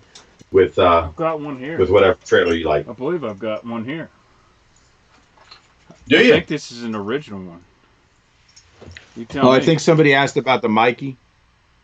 Crocogator, bro. Yeah, that's a crocodigator right there. Is that the Mikey Jr.? I think that's the Mikey Jr. Yeah, that's the Mikey Jr. Well, I do have some chatterbuzz somewhere. I got so many buzzbaits. I got a problem. Dude, I love buzzbaits, man. They put fish in the boat. Hey, you want to talk about, people always talk about a jig being a big fish bait. Dude, a buzzbait is a true big fish bait. There's no question about it, man. There's no question about it. And you can play with blade size combinations too, right? So what you could do is you can take a 3/8 ounce buzzbait, if you don't get them pre-made, and you could put a 1/4 ounce blade on it. Likewise, you could get a bigger blade on a 1/4 ounce bait, and you could really slow it down. So just use your imagination, right? In terms of combinations, trailers, and things like that, too. And don't sleep on a small buzzbait. 1/8 ounce, 3/16 ounce. That'll save your ass. I've got this little guy right here, man. Oh, my gosh. This time of year, especially if you got some grass around, and you're like, man, I can't find no bass. I'm holding up two picks. What you got, man? Whew. It's a Wario. This is a baby booger man. Is what I got. What? How'd you get the baby booger man? Let me see. This guy named Shannon Denson. He used to own this company called Prototype Lures, and they basically made a mold. That's like the 1/8 ounce booger man. Dang. That's got to be how many you got in stock? I've got 2. And Brian sells an 1/8 ounce. By the way, you know what's good about the 1/8 ounce, dude? It finds fish like crazy. I gotta go get some. It does. It gets bit. And you can take same thing with a 1/4, man. What I've done before is take a treble hook, not like a number 2. You want it like a number 5, it's small, or 6, and put your keeper on there. And you have that little treble back there, because a lot of times on that 1/8 ounce, they don't just come up. They just they just try to shark it. That little treble right there will catch them. But what's nice about changing out your skirt for like a trailer like this is that the skirt is the problem with throwing a buzzbait. They tend to tumble, and the skirt is the biggest problem with that. So when you're throwing, either the Z Carl Jr. or the Spot, what was that? Spicy Beaver, Minute Scrub, any of that kind of stuff. Yeah, whatever you like. Yeah, just a small profile. It stops that whole tumbling deal, so you can really whip these around, man. I don't think you're giving anything up. So, man, save yourself. A lot of the pros like it. With twisting. Scott Canterbury has got that buzzbait from Dirty Jigs, and it's got that like chicken foot thing with it. But when they come to Kentucky Lake several years ago, guys were buying. Bastrix made it's not a swim bait, it's like a minnow. It's like a fork-tailed minnow, and they said, dude, you put that on a buzzbait, it's the best skipping. Because it's real flat. They said, man, you can skip a buzzbait like crazy. That's right. Absolutely. Man, when the blade get caught, and they're just so much better than I am casting. But what was that one that was it the accent buzzer that had the little floats, the double buzzer? Because people keep talking about the double buzzer. Man, I've seen that bait because you just don't see many people throwing it. But that accent double buzzer, don't sleep on it, man, because those floats help it. It gives it flotation, right, and you can really slow it down. And so there are times where the slower on a buzzbait, the better. Plus, those big buzzbaits, the dual blades, what they do is they make that big. It's a wake. It V's. You ever notice it makes that big V wake behind it? Oh yeah. I don't throw them all the time, that's true. But man. All right. Let's talk about this for a second. Somebody asked. Nobody asked this question, but I'm going to talk about this. So some people say that if you do not see a bubble trail behind your buzzbait, it's not time for a buzzbait. Fact or fiction? And what the hell is that all about? Barometric pressure? True? I'm going to say fact, because if I don't see the bubble trail, I'll pick something else up. Yeah. I threw the buzzbait today when I hung up TK's massive chatterbait, man, and didn't get any bites on it. And I threw it yesterday. I was pawn hopping, trying different baits. Right. I was trying a crankbait that I was sharing with TK. He actually asked me about, and I had some in stock, and I'm sending some down for him to try and to paint. But I ended up catching a couple bass on one of the colors that I was like, I should just paint this color. And so I'm going to keep it. And TK's going to use it down there in the basin, man. It looks like a shrimp. I don't know. It's crazy. But anyway, there was no bubble trail on my buzzbait, and I didn't get any bites on the buzzbait, man. So I think the same ways with the plopper. Plopper does the same thing. Mm-hmm. You know what the big difference is me on a whopper plopper is wind. I do not catch fish on a plopper if there's no wind. You know what? It's a small baby one. I tell you what, the 90 when it's slick, it's the deal. Yeah. But you want to throw the 120 or the big one when there's some wind. It shines. I agree. It's kind of like bigger baits, bigger wind. But that little joker right there, that little fat body when it's slicked off, or even the smaller one, you know, buddy. 75. You got right out of my tackle. 75. The old Chrome 75. Oh, so nice. Boom. This is 90. I think it's the 90. Isn't this the 90? 75. And this is 75. This is 75. I get the numbers mixed up. I got a 90 anyway. in loon right here. Okay, this is 75. I like so the 75. 75's right. got different sound though. It's more of a traditional boop boop boop boop. Whereas the 90's like a. Yes. All right, somebody asked me about this -1 that I modded because I intended to make this into a wake bait.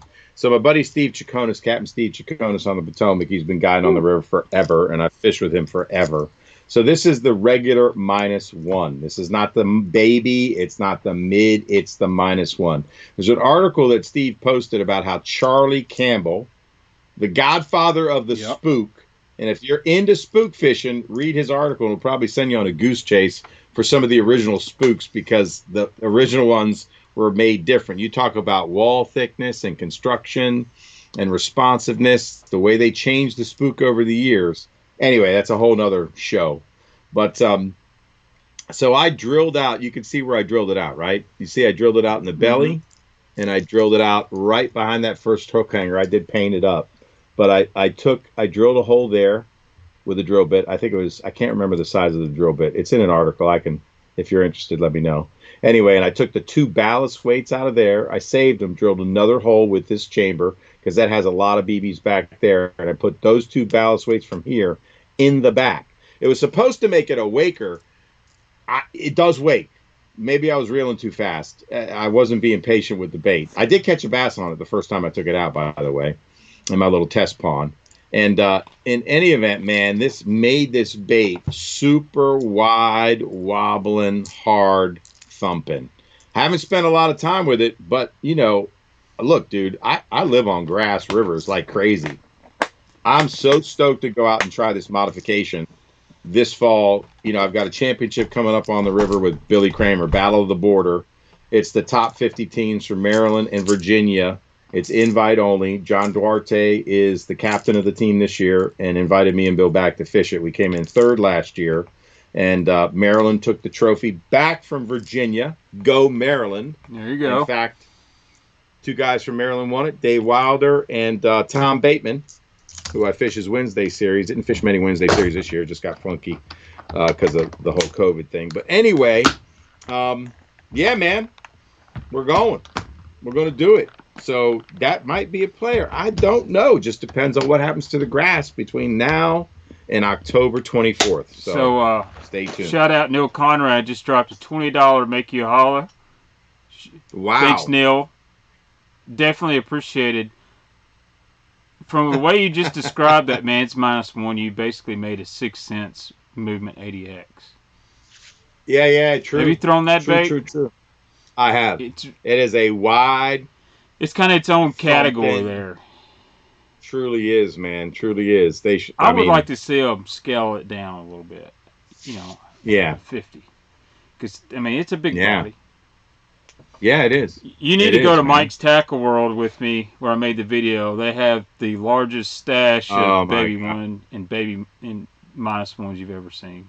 If they're still there after I made that video. Probably not. And me talking about baby -1s. Listen, this is what I was told. I called her about a month ago, Joanne. She was super nice. Loved the video. And she said, well, when you come back, I'll show you my 2 storage buildings I have full of stuff. What? You got 2 storage buildings full of tackle you didn't tell me about, Joanne? We're going. I'm flying in. I'm like... She's in Ohio? Illinois. Decatur, Illinois. It's just like an old that town. could be a problem, man. You can get there from Chicago in about 4 hours. 2 storage buildings of vintage baits? Well, I asked her what's in there, and she said, I don't know. It's just full of stuff. She said... I don't know. I'm like... Oh, my God. I think she buys... most tackle stores buying like quantities of 6s and 8s. She probably buys in like 50. Great. Holy moly, man. That's crazy, dude. That's just nuts, man. This is not good. Not good for people like me that got problems. So, did we show what's your favorite size plopper? All around. I got mine. At the 110. There it is. That's what is in my hand. 110 right there, man. For big bites and a good number of bites, the 110 all day long. What's your favorite color? If you could only throw I got one. It right here. What do you got, man? This one's my favorite. Just straight up shad. Don't ask why, man. I catch a lot of them on just the old shad color plopper. Yeah, I guess. I mean, we're close. Mine's a clear bottom with like the blue back, right? What's the name of that color? I forgot. But just I don't even know, man. This is the one I like. Everyone always throws bone, and that's great. But I've just caught more on this. They make another one called Terminator. I don't like their bone. No, TK said right. It's their the ugliest sucks. Bone ever. It's not even bone. TK knows what's up. It's what is it? Big bird yellow or something. It's creamy bone. It's like got like. You know what their bone is? It's, hey, our packaging looks good. Let's make a bait that looks just like it. What's wrong? I mean, why would you pick that bone of all the bones, man? They need to bone home for some help. Who makes the best bone color bait? Dude, I'm not going to lie. A Super Spook, saltwater Super Spook, or Super Spook Junior bone is really hard to beat. Yeah, I had a Super Spook Junior bone in here somewhere. I got one. Yeah, the best bone is, man, it's not River to Sea, I can tell you that. Evergreen's bone is pretty good. I got Charbo bone's pretty good. Yep. But I think some bait companies get confused bone versus white. You know what I mean? Bone is, the 6 cents bone's pretty good. There's Spanish bone. It's got a little bit of that pearl iridescence in it that almost gives it a little pink hue. I think that's good. Yep. We didn't talk about the Devil's Horse, and I know people are like going crazy over the Devil's Horse, man. I mean, you have to include that. I mean, if you're down south in Florida, right? I mean, the Devil's Horse. I mean, how many fish has it caught? Who knows, right? Is there a better prop bait in Florida than the Devil's Horse? I don't think so. But I'm going to show you a popper that you tell me if anybody can identify. The top of this popper gives it away. What is this popper? Go! Everybody out there in fishing land, this is a tough one. I'll give you, okay, look at the bait, look at the mouth, look at that key feature in the cup mouth. This is a spitter. I'm not sure I've seen that. What is it? Yeah, I got a few, and I'll tell you, it's a sneaky little bait. It's pretty loud. Who makes it? I'll hold it up again.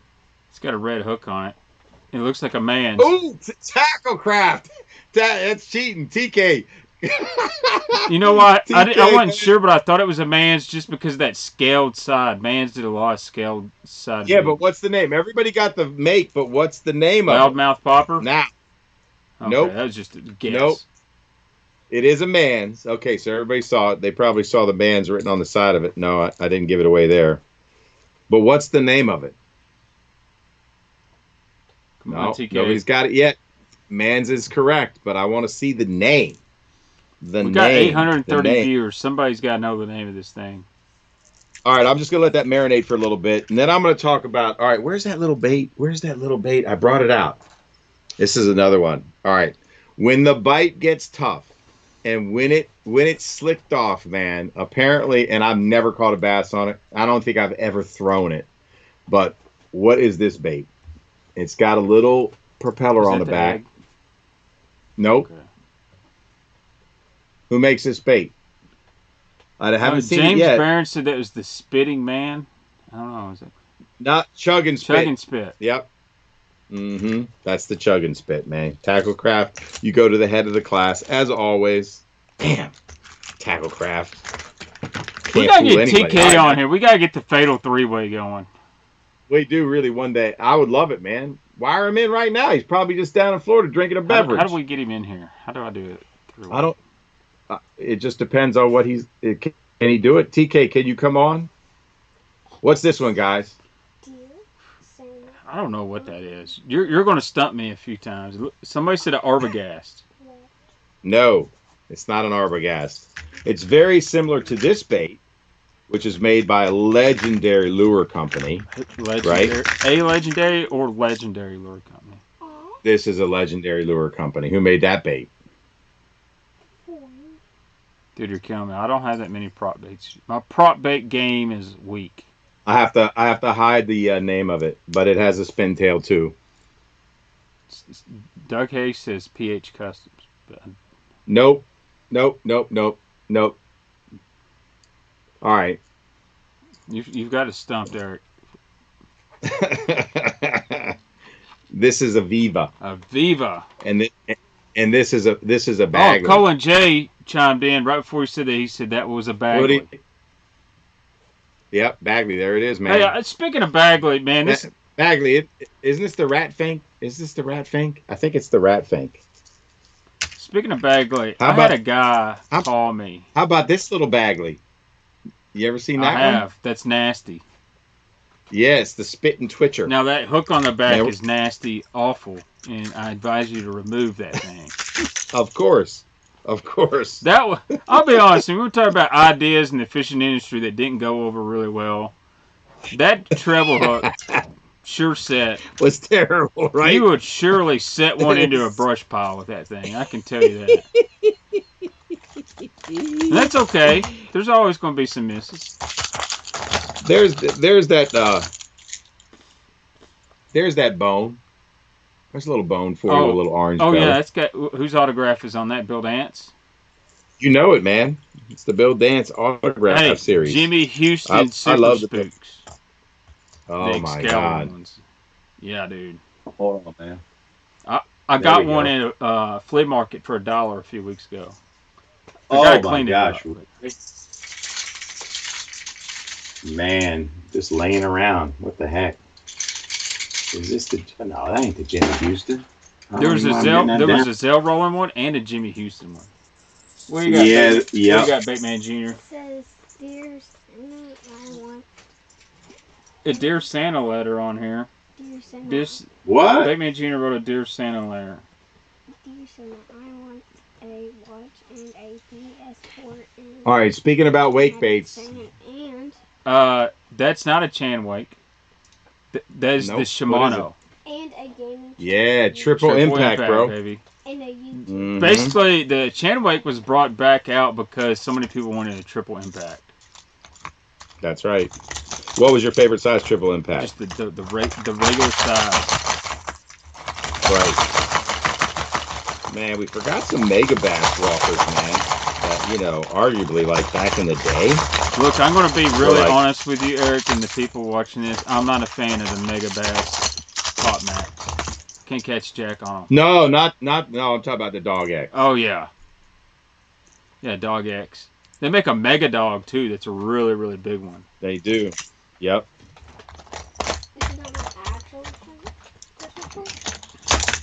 That triple impact and Chan wake is one of the loudest wake baits you'll ever find.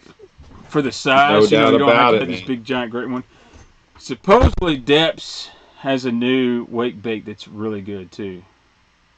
That's a Bagley. What is it called? I don't know, but that's Spinner shad. The spinner shad. They made a couple different sizes, man. I've caught some fish on this. I threw this in the upper bay and I caught them. You got any of the I didn't Bagley slam 'em. Bangalores? Of Now, course. that's a good alternative to the Devil's Horse. A lot of guys like. There's no doubt about it, man. Still slamming fish for sure. If you can find the rattling one, This if Buy 'em. anybody, I know we talked about this earlier. Good luck. I actually like this bait. It casts funny. In the box, Oh, Bagley yeah. Bango lure. But look at the package. What does it say? Florida. And it says rattling. The Jackal chop cut. Rare. Ooh, I've not thrown Dude, that. I thought Chop about cut it. is different. Does it catch them? I've had some. I I've got had too some much good blow grass up. on my like. It's not. You don't want to throw it around grass, but around lay Yeah, of downs and course. stuff. Yeah, but It works. it's different, man. Really? Yeah. All right, I got to bring out one more walking When they do bait. eat the chop cut, they like explode on it.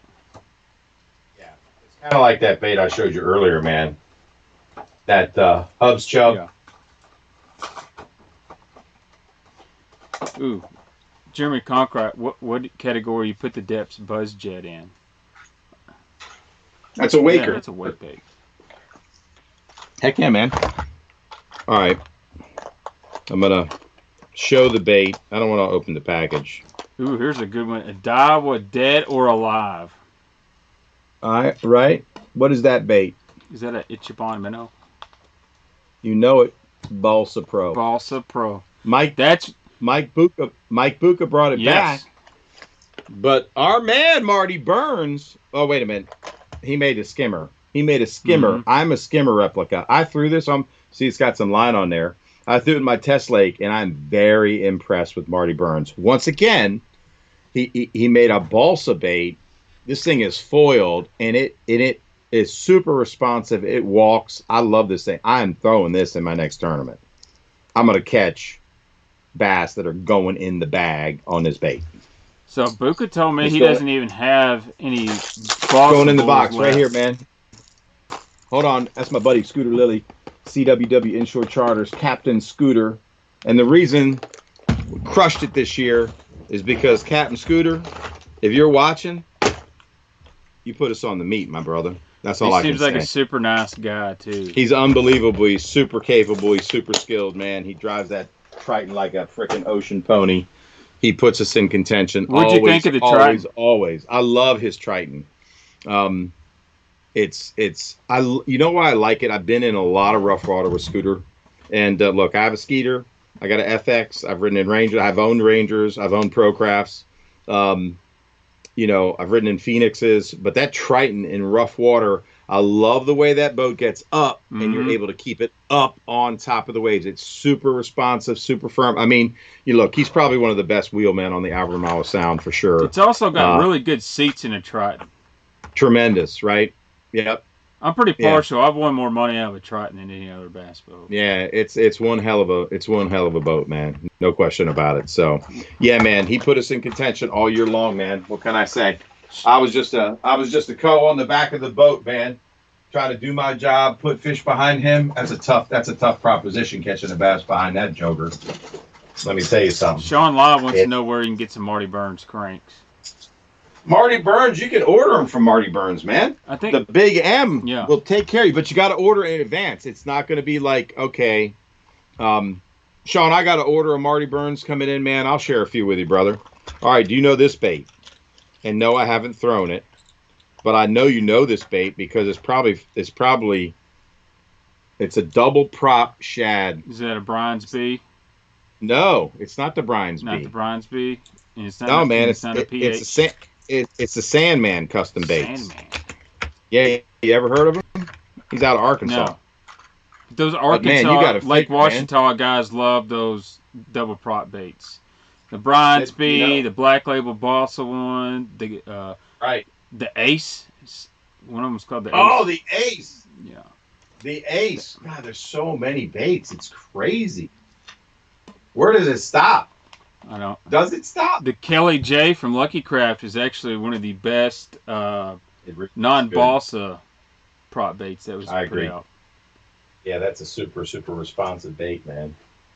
No doubt. What was I looking for, dude? Oh yeah, the Devil Horse.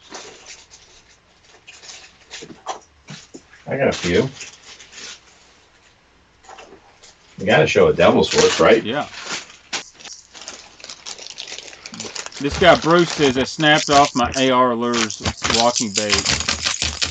That was my best working walking bait. I can't find a good wooden topwater walker. What you got?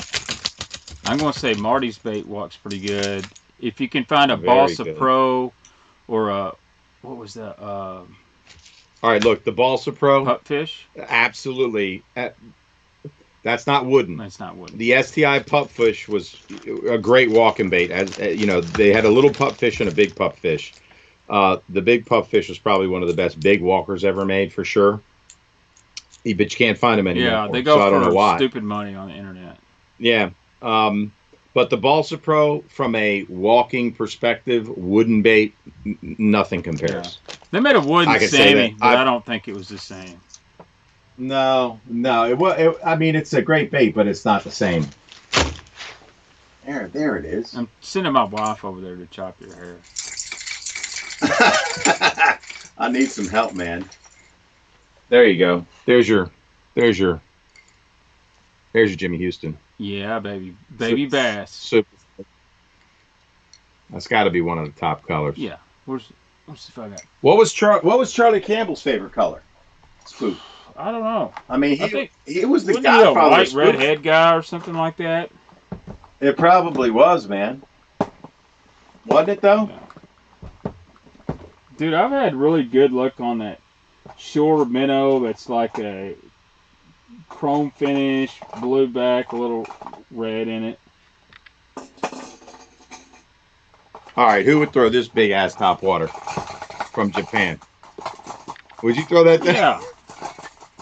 That's wooden. Deca bass, man. What about Vagabond? Don't they make some crazy stuff?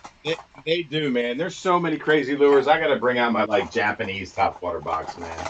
So I'm plumping the depths on dumb stuff. So there's here's a Zell Roland spook in baby bass. And it's got this one I seen on eBay the other day for about $60. What's that? Zell Roland Pro Autograph Series spook in baby bass. That was a good one. Oh, there you go. Then here's the Jimmy Houston one that I always like. It's like that threadfin shad. It's got the gold on the sack. That's the one, man. So this is the one I found at a yard sale for $1. Dang! Yeah, that's just freaking deal. That's a great color, man. I love that one, man. This is the first bait I ever bought off eBay, Eric. Ever. Yeah. I can't believe Tacklecraft knew it was Lunker Club. And so did Fishing for a Limit. Damn, you guys, what's up? I bought this spook off eBay because I caught my big chrome blueback redhead. So Rattle Trap makes a color called Lake Fork Special. And then when I see this on eBay, I remember I was 16. My dad paid the $10. I had to give him 10 to get that. It came all the way from Sweden. I took the hook hangers and changed them out, to put the eyes on there and to get those gaudy things to spook. Caught a few on it. Dang. Caught a few on it. Man, a spook bite. Is there any better than a spook bite, dude? Is there? For topwater? I mean, not really. What's your favorite topwater bite? All right, let's talk about it. What's your favorite topwater bite? If I don't count a frog? Yeah. Okay, no, we're not talking frog. We're talking hard body topwater. Probably spook. Yeah, I'd have to say so too, man. I will say, though, the strikes you get on a wake bait are vicious. And same thing with a rat, dude. They just uncork on it, dude. A buzzbait bite. I love a buzzbait bite. I mean, how about Bill Lowen saying he missed 2 of the biggest buzzbait fish of his life on Santee Cooper today? Lowen's a stick. He is, man. There he was again, man. Yeah. Robert Linson just sent me a picture of 2 Ichiban Pro minnows, and the ones, I don't know why they all weren't signed and numbered. Like, if you're really getting an Ichiban minnow, a lot of them were numbered, so they numbered each bait. Is that crazy? Mm-hmm.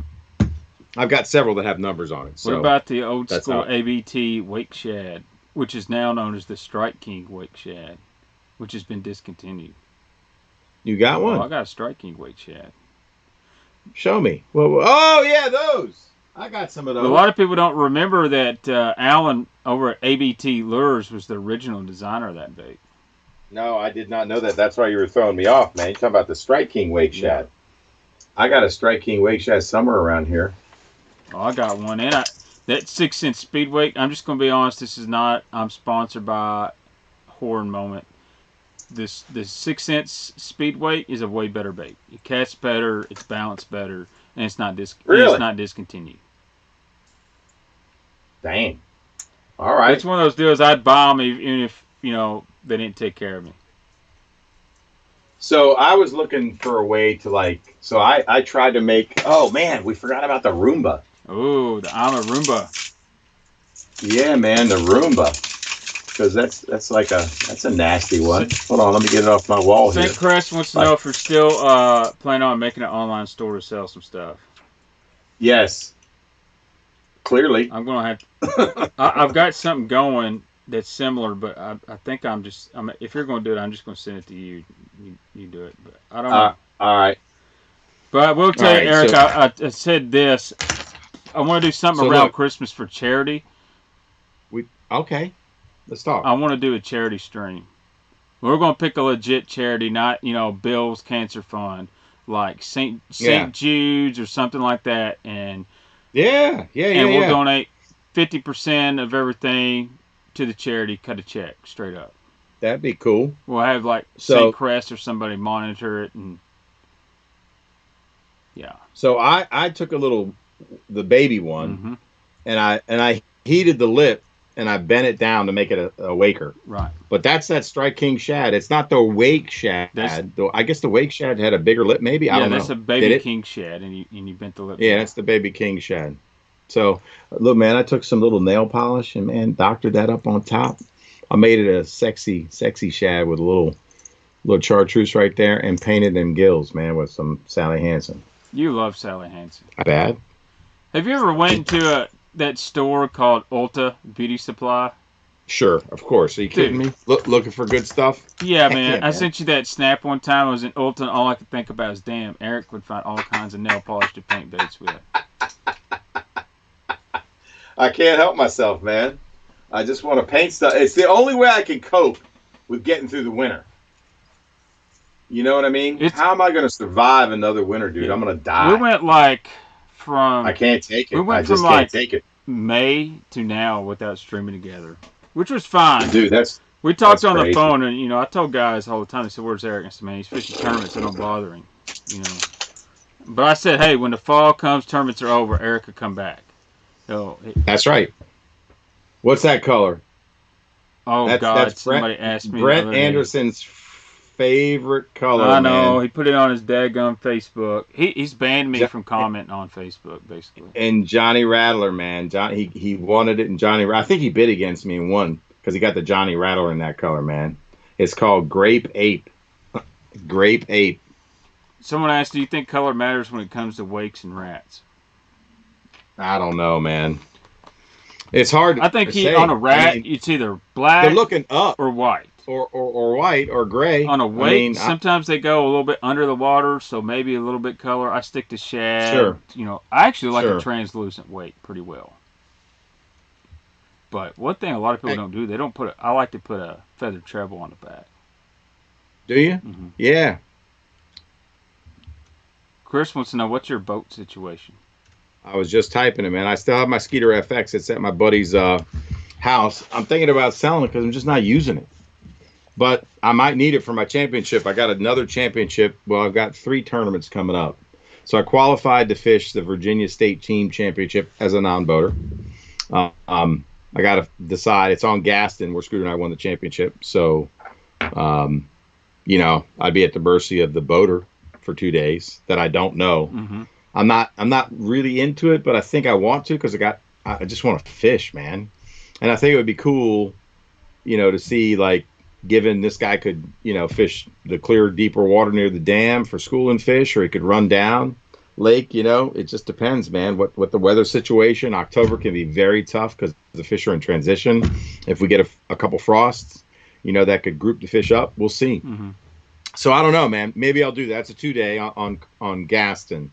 I've got a championship with Scooter first week in November on Kerr. That's the Cat Trail Championship. Scooter's a stud on Kerr. He's not going to have any time to practice. So I might need the boat to go down there and roll around for a few days just to look at the situation, find some areas where there's bait. You know, he'd map it out for me. So I know a little bit about Kerr, but not a ton. So that's in the game. And then I've got, not this weekend, but the next weekend, the Battle of the Border on my home river, the Potomac. So fishing with Billy Kramer. So that's my last 3 tournament deals coming up. Well, I'm glad you joined us tonight in your busy schedule. Man. It'd be around Christmas, guys. We'll get him back. Someone said West England makes a topwater wee bait. What? Yeah, wee baits. That's a Craig Powers likes them wee baits. I know that. He does. I didn't know that West makes a topwater bait, but I got some wee baits right here I want to show. I mean, look, we can't stay away from crankbaits too long. I know. The next show me and Eric are going to do is going to be a straight up Bossa show. I've been wanting to do that for a while. Baxter, you're going to love this, man. Uh-oh. Man, I'm pulling the hay out of this freaking punker box, man, but I had to because you're just going to love it. We got 900 people up in here. I got one special for you, brother. Your colorway. Because you love yourself some purple. There's more people watching our stream than are watching the NBA Finals. Now, come on now. Dude, you want that purple back right there. Oh, my God. Wait. Oh, you can't tell me I like the blue, thing, though. man. The blue is going to catch I know. him. But then that purple the blue is freaking nasty. Come on, man. On a Tannic River in the fall when the shad get going right there. Oh, my God, are you kidding me, man? I need to get some wee baits. I told you I went on a Bossa spree. How much longer is he going to be making baits, man? That's what I'm worried about. West England. So Craig Powers told me, he said, Baxter, when it's a bright bluebird day in the fall or spring and they ain't biting nothing, you pull out a full wee bait and you'll catch them. He said, I'm not saying you're going to catch 20 pounds, but you'll get you 5 keepers. That's exactly right, man. You better have yourself a silver or black or an olive back or whatever, or a smoky gray back. We've got several people in here said if we do a St. Jude's charity stream, they'll support it. That's kind of one of my favorites, to be honest, because I know where the money goes. They do a lot of work for the kids too. I bought a suite at a Redskins game from St. Jude's. And, are they even the Redskins anymore? I don't even. Oh no, they call them. Sorry, Washington Football Club or whatever it's called. Washington Football. I just don't even pay attention to that stuff anymore. Is that? No, that ain't it. I thought maybe that was the West England one. Was it? Did it have a propeller, the West England one? It may have. No. You said it was a topwater walking bait. Oh, it was a walking bait. No, I've never seen it. Got to be honest. Those are good Can't baits. say that I have. AP Fishing, the Lucky Craft, CBDRs. Those are good baits. CBDR? Mm-hmm. Yep. Did you ever throw the T-Splash Lucky Craft? It's the G-Splash with the prop on the back. The T-Splash Lucky Craft. Yeah, the Tone Splash. It's the Tone. Lucky Craft Tone Splash, right? Right? Yeah. It's got a prop on it. Yeah. Wasn't it a members only bait? Or is it Japan? It was Japan bait. Tone Splash. That's what it was. I probably got one somewhere. You gave me a little bit, I could find it.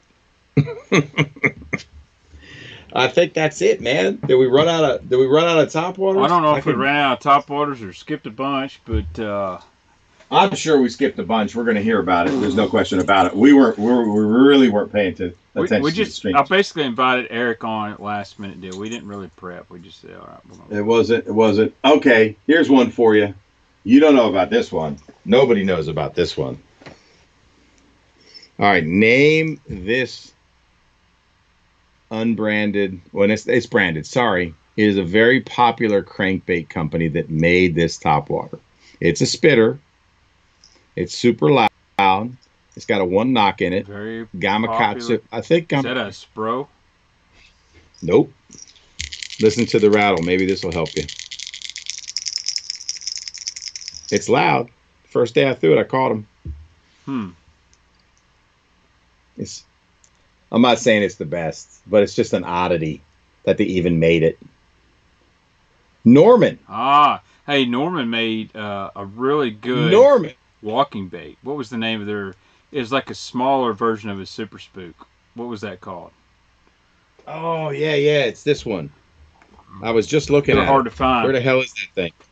Yeah, it's really short and fat, right? Yeah. Strike King also made a diamond shad like before the KVD popper. They had like a Diamond King spitting bait or Spitting King.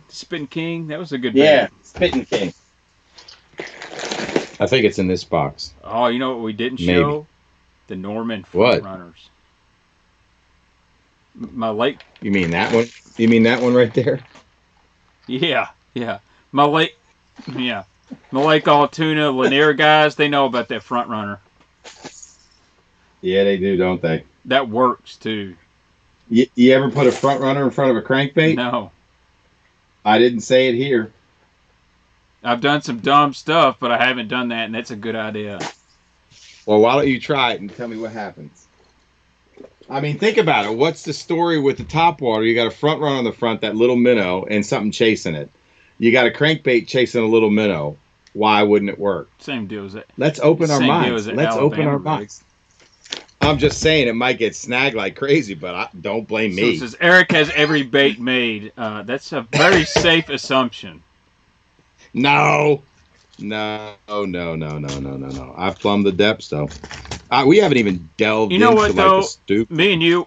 The bad Japanese baits that I bought that I wasn't happy with the action. Oh, my God. I bought some dogs in my day. You got any spin scouts? Of course. I'm trying to find that Norman, man. That little short, dude, fat I had walker, one. My dad's used to throw it all the time. And their colors matched the DD22s. Did he catch them on it? Yeah, it was kind of OG-ish. It had a knock in it. It's very loud. I'll tell you that much. It's not a Norman DD22. It's a God, I wish I knew the name. Remember they had the jerk baits that come with the syringe to pump the air in it? Oh, yeah. Yep. Man, we didn't even give any love to like the OG hula popper. Someone said the shoestring top knocker. I found one at a flea market the other day for about $2, but it was beat up. It was cool. How about the YM Plus, man? Oh, yeah. How about the Tifa Michael? Man, Tifa, a lot of people are going to go, what is that? I haven't heard that name in a long time. Yeah. I mean, was that the predecessor to the Rico, or did it come after the Rico? I don't even know. That's the S8, man. See how skinny that popper is? That's very similar. Yeah, I was going to say, yeah, that's the S8 Lucky Craft S8. Here's a good question. I don't know. Doug Hayes, what's the most disappointing bait y'all have ever bought? Man, I could put a whole couple boxes together. Here's your Excalibur. Oh, yeah. That's got a nice knock to it, man. There's a Zell pop right there. I'm trying to think of the most disappointing lure I ever bought. Did anybody ever try to shave down a popper? I have. I've got some. There's the bone Norman. They got a nice bone, man. Creamy, baby. Boy, I painted the hell out of one right here. Yeah, I'll be honest. My most disappointing is that Megabass Pop X or whatever it is. I just can't catch them on it. Yep. They got some great colors, man. Right here. I'll show it off. I don't like it. I don't like it. There you go. There's a Megabass Pop X for you. I mean, River Sea, Bubble Walker, Pop X, whatever, same deal. Mm-hmm. Live Target Sunfish is a good one for most disappointing because, gosh, daggum it. Oh, hell yeah. Terrible. Terrible. Can't take it. They just knock it in the sky. No bueno. You can't get a hook in it. No. Right? Sucky. William Loss's disappointing dances, eel and crawl. I've got some. When I was little, I had some of those. I've caught a few fish on it. But... Dancing eel? Yeah. There's a guy that really loved them, man. Those are like OG swim baits, if we're being honest. How about the U.S. Irony? That Joker walks, and that's got... You heard that one?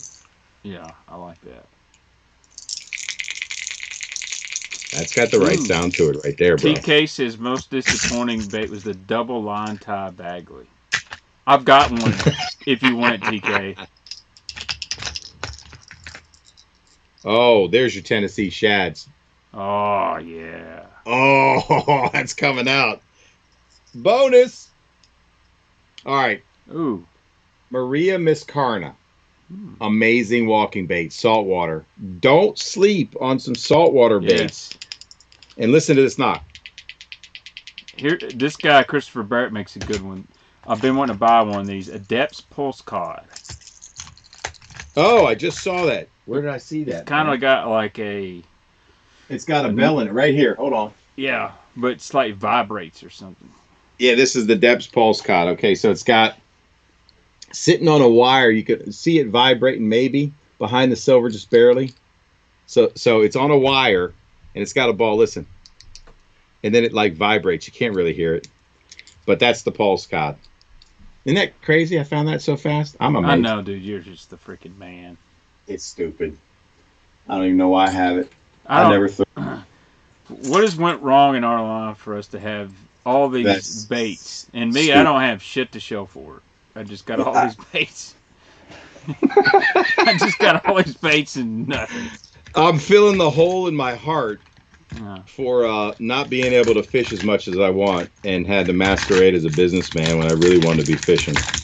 Because, you know, I had it bad when I was a kid. When I was a paper boy, I'd go deliver my newspapers, and I'd go fishing at the front lake. In my community, every day. And I can remember one time I took a Johnson silver minnow in gold, and I saw an article in Bassmaster. If you couldn't afford pork, you just take a white trash bag and cut it into pork slivers. Yeah. And I'm telling you the action on it, and I threw it, and I caught a 4-pounder. There was you know those big wheels that will have rope on it, like wood or cable? Somebody had sunk one in this lake. And so I'm like, that's a nice piece of structure. So I threw that Johnson spoon right by it, man, and that thing in that white trash bag trailer was going, oh, man, it's beautiful. And I killed it right there, and I started it, and that thing went, boom, it ate it, man. I'm like, yeah. I can remember throwing a Mepps zero spinner in line, cold front, freaking February, I threw it in the deepest part of that front lake, and I caught like, I don't even know, 20 bass. The biggest was 5 pounds on a 0 spinner on 6 pound test. Come on, man. You remember when the banjo minnow got real popular? It works. That thing worked. I caught him in the golf course spawn, man. That thing worked. It's stupid thing worked. You know what it would be is an amazing chatterbait trailer right now. But yes. So I seen all the banjo minnow and my dad, and I'm in a tackle store and I seen a fluke. Yep. Put a fluke on. I was probably about 12. Went to a pond and slayed and went, holy smokes, what am I missing? So I threw a fluke religiously for a long time. Dang, man. What is this one? The Norman what? Oh, God. What is that? Top dollar? That's it. Did you ever throw it? No. See, we got how about this one? This is going to stump you. You probably like this color better, though. It's got purple. The other color's got purple in it, doesn't it? No, it's just got more shaddy. I like that shad color. I don't know who makes that. It's Depth's Rad Scale. Depth's Rad Scale. Dude, I got deep into Japan, man. I can tell. Deep. If I can't read the packaging, I'm lost a lot of times. I know, right? Dude, I got some OSP stuff, though. Oh, now we're getting somewhere. OSP cranks, anyway. Oh, yeah. Oh, yeah. Here's one for you. And I've caught bass on it. You'd have to throw it on the ultralight. But that little stupid thing catches them. I've caught several bass on that thing. I can see that. That looks good. It's a Renowski. Renowski? Renowski. Yeah, Renowski lures, man. But you know they sell so much Renowski in Walmart, it's ridiculous. How about micro poppers, man? There's guys that swear. Yeah, they got to make a little bitty pop bar. They do. And it's really good. They do. And you know when those shine for me, and I like those small mayfly hatch. Oh, I didn't think about that. Good call. Mayfly hatch, the smallest popper you can find. You got to think, all those mayflies are up there, those bass are feeding on them, and then you throw a big, P70 through them. You're basically going, hey, this is really unnatural. But those little small poppers really imitates a little mayfly up there. I got a little small popper I wanted to show you, man. I'm trying to find it. Brad asked, what's one bait y'all would like to see come back in production? Oh my God, the what you call it, man? I like some what you call it. That damn we were just talking about it, man. STI pupfish. Yeah, pupfish is really good. You know what I'll go with? I'll go with a crankbait, Bling 50. Oh, I'll go with the Bling 55 from Jackal. Oh, we're talking about crankbaits. We're talking about whatever. I'm just saying. Well, if it's, I thought we were talking about Topwater. If it was Topwater, it would be. I would go with the Balsa Bull from Mike Buka. Well, that's the Balsa Pro, right? What happened? Mike says he ain't got none anymore. But what happened? Did he tell you? I think factory burnt down or something. I think TK told me that. Yeah, you remember his boat caught on fire? Yep. A bunch of his prototypes and stuff. They all burned up in his boat. What? Yeah. He had the prototypes in the boat? Yeah, some bullshit stuff, and he had his Balsa topwaters in there. But TK says he'd bring back WEC. Oh yeah, yeah. I mean, there you go. Yep. Man, that's a whole show. Wait a minute. Our next show is going to be a Balsa crankbait show. So TK, go ahead and get to making you some, so Eric can sell a few for you. Man, we didn't even talk about the what you call it. We've got a lot of what you call it. The tiny torpedo, man. Oh, now we're talking tiny torpedo. I like the Cordell. God dang it, the little Cordell. That's my sleeper prop bait. You know what I'm talking about? Cordell. Yeah. No, which one? Which one? I'll get my daggone. You got to get it now. All mine are chewed up. Dude, do tell. Cordell. Yeah. Another thing that they freaking changed the damn. So, here's a good one. Crazy Shad. Ah. So, this is a bone one because all the chrome was ate off of it. Which is great because, remember our plastic deal? Yeah, let me see that. I can't see it. Well, how come I can't see it? See There the you go. plastics, the bright stuff. Oh my God, that used to be a freaking. That was a chrome Yeah, bait. dude. Now it's a bone bait. Schooling fish when they're feeding a little thread fin, going crazy. The crazy shad, dude. You just throw it right in that school and just twitch, and they, but you know, don't let this fool you. Just because the chrome fall off, don't mean I caught 100 on them. It just means that the chrome falls off. But the new ones are injected plastic and they're see-through. These are the OGs. When it peels, you get this. It's that butyrane type material. That's right. Dude, why do they do that? I don't know. They got that clear stuff has got to cost way less or something. It's like the wiggle worts, man. The new ones, everything's clear. Listen, dude, red eye shads. The original ones. They're bone underneath. Yep. I told a guy from Strike King that, and he flat out told me, "No, you're wrong. They're all clear." And I said, "Dude, what do you mean I'm wrong? I'm looking at them right now. They're chrome ones, and they're ate up, and they're bone underneath." What'd he say? So I never knew that. How do you not know? Well, it's also, Strike King's been bought out a couple times, and I think, different people. I was like, yeah, I don't know. And you got to figure if they're making millions of baits, I mean, the cost differential is going to be enough to, I don't know what the cost of clear plastic is versus the butyrane or whatever it is. Unfortunately, when you get to people like that, you know what it is? It's all numbers and digits and stuff. It's not. That's right. It's not catching fish and all that. It's, well, if we can save a nickel here and $1 here, it's. The bean counters got involved. Bean counters. They just. Yup. The bean counters, man. I thought I had one of my old red eye shads in here. It might be in my dad's box, but it is so, god dang, it's ate up so much. Chrome's off it too. Chrome's off of it, man. When it gets good. But rattle traps had some of those that did that. Yeah. The old rattle traps were bone. Yep.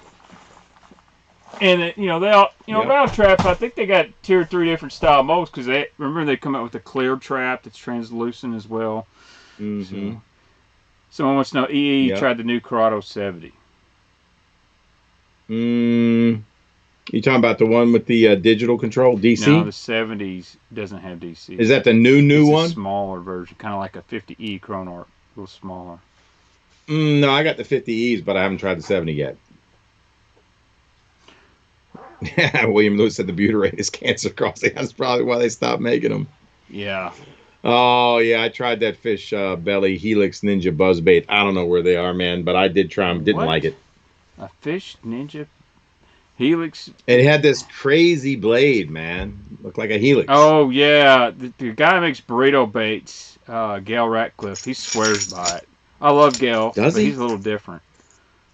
Why does he swear by it? I don't know. Boy Howdy. Oh, yeah, that's a good one. Oh, yeah, the Boy Howdy. Hedden makes another bait that's not a spook. It's got a blunt nose, but it's only got 2 hooks. And my buddy was throwing it the other day, and he had several blow-ups on it. God, what's the name of that thing? I don't know. It's a topwater bait. Someone help me out. Oh, yeah. Is it over here? This one. No. A Hedden Wagic Minnow or the Wagic Minnow. That's the old one. That's the old one. This is like the new version of that. I'm getting on tackle warehouse. They got a new one out? Hedden Jumping Minnow. Jumping Minnow. Yeah. They got the old baby Zara. Yeah. Ever throw the baby Zara? Yep. Catch them on it? Yeah, a little bit. Too small? Zara Puppy's a good river bait. Zara Puppy's a great river bait. Yes, sir. That has gotten eaten. Or is it the Zara Minnow? Zara Minnow. I know the name of this bait. God. It's got a good knocking sound to it. Mm-hmm. Oh, man. Pradco's changed their website up again. It's absolutely... What about the Herbs Dilly, dude? What? The Herbs Dilly. No? No. Never? No. You've never thrown the Herbs Dilly? I'm not throwing the Herbs Dilly. Come on, man. You got to get with it, dude. All right. What about the Brooks? Hold on. I got another one for you. Before there were ploppers, there were these. Dude, come on now. You never seen it? Oh, yeah. I know what you're talking about now. It's the Brooks. It's the Brooks number 7. This is the numbers. Wait a minute. Brooks number 4. So it's got like a molded hard body. They had some yellow feathers tied on it. I put that little white, like hula popper skirt on it, man. It had like a wire weed guard up top. And it's got this little prop on the front, man. This thing comes through cover pretty dang good. You got that old school Mr. Twister buzzbait? Oh, yeah, man. I caught a lot of bass on one that looked like a crawdad. Yeah, the one I got. With a copper blade, and it was a short blade. It wasn't wide at all.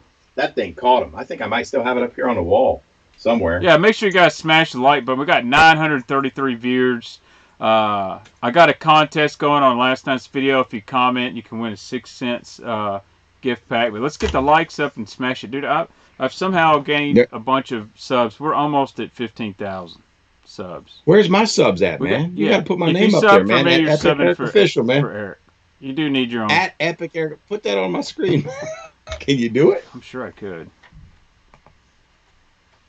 I don't get it. I don't get as fancy as Smallmouth Travis. It's Travis sometimes. I'm a redneck. They'll find me. And thank you, Travis, for letting me borrow Eric tonight. I like Travis. He's a good dude. He's kind of the Joe Rogan of fishing podcast because he gets out there sometimes. Yeah, he does, right? But you know what? My wife would probably like to pick his brain about vacuum cleaners. She's been having some trouble. There it is. What is the name of that bait?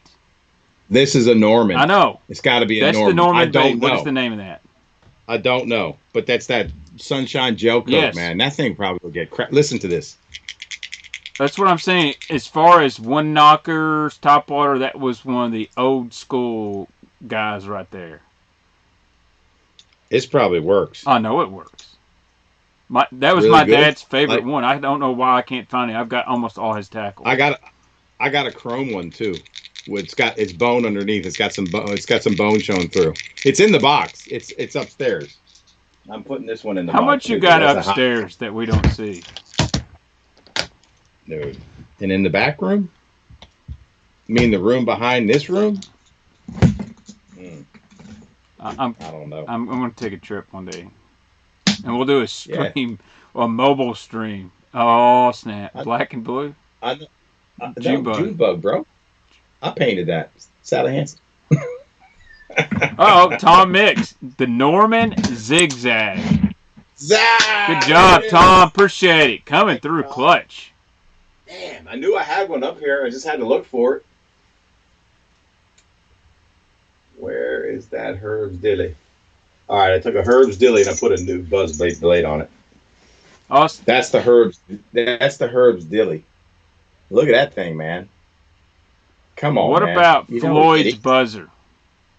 Oh yeah, the Floyd's buzzer. So the guy behind that, this guy called me 2 hours. I talked to him. I was messaging TK on Instagram. He says, "Oh, his name's Maynard."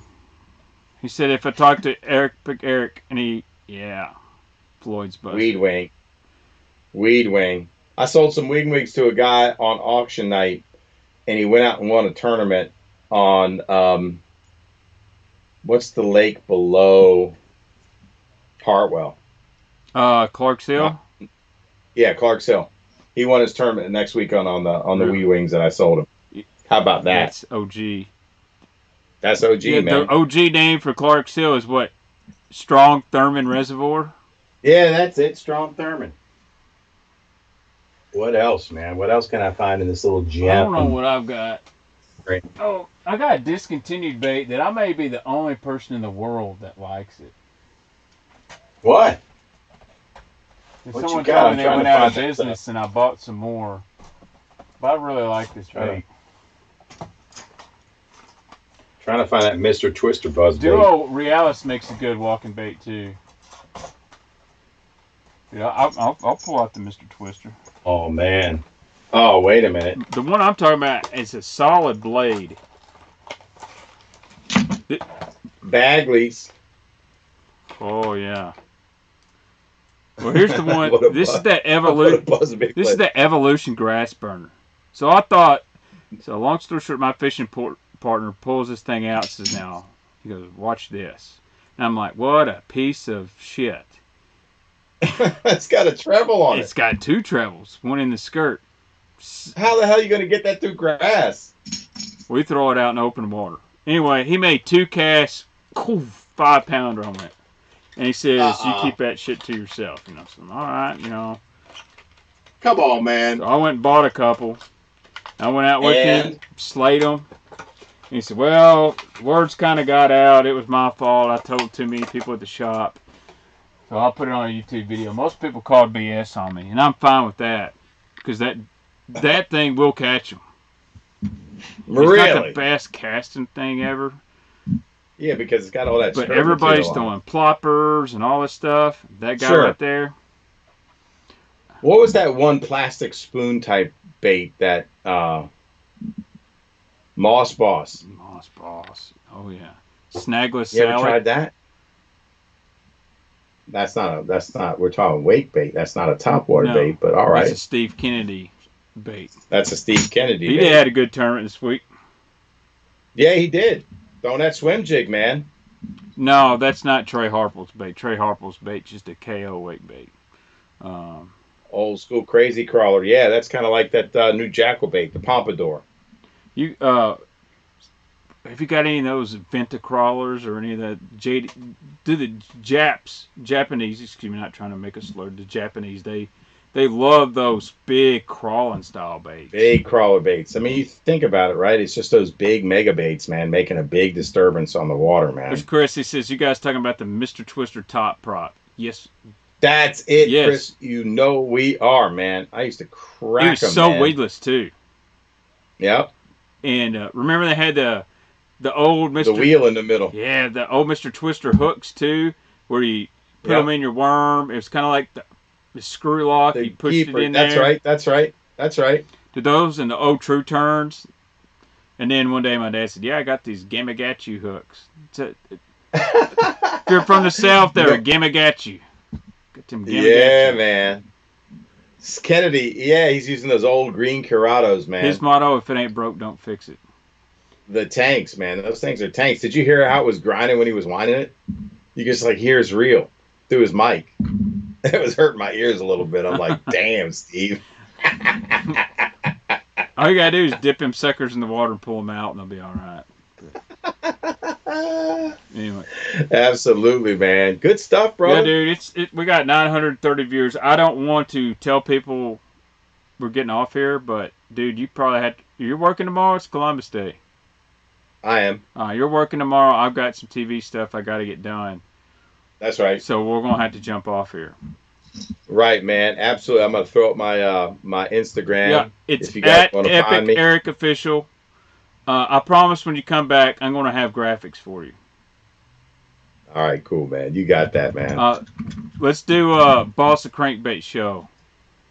That's our next deal. That's gonna be the Epic Woodbait show. We're gonna educate you on Boss of Cranks. That's right, man. It'll be a good one. It'll probably be later, probably around end of November when you're free again. Yeah, man. Yep. Yeah, my birthday's the 27th, so my birthday request, Eric, you come on. We're going to do a Bossa show on Saturday night from November what? 27th. Yeah. Mine's the 24th, brother. All right. What? I'll send you a birthday gift. I got the CP baits and some old rogues I got to send you anyway.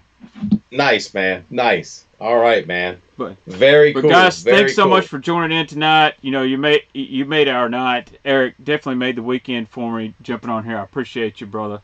Oh man, thanks for the invite last minute, man. I didn't have anything going on, man. So I'd rather do this than watch football. That's a faux show. After the ass kicking Tennessee got yesterday, I think I might stick to streaming on Saturdays during the day. But anyway. Thanks, guys, so much. Remember the giveaway I got going on Instagram and on my other YouTube videos. We're trying to get to 15,000 followers on YouTube. We do that, I'm going to give away about $400 of 6-cent stuff. And you never know. I might do a little Boss of Crankbait giveaway. Nice. I might have to do that if we can ramp it up a little bit. So that'd be cool. Yeah. We might throw a Coulter crank in there just to get really generous. Ooh. So. Baby pig, man. Bring it. Yeah.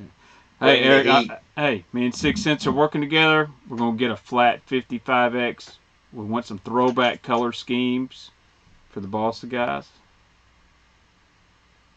Baby pig, OG. That's old Ronnie B. Oh, yeah, it is. I love that color, by the way. WEC. Man. Yep. So many baits. I just busted it. Out. Now we're back to talking baits. I said we're gone. Marty Burns specials. Oh, Marty. Dude, I think for the Marty stuff is just so good. So it's hard to beat. All right, guys. Hard to beat. I promise we're getting off here. Thank you guys so much. Anybody that donated, thank you.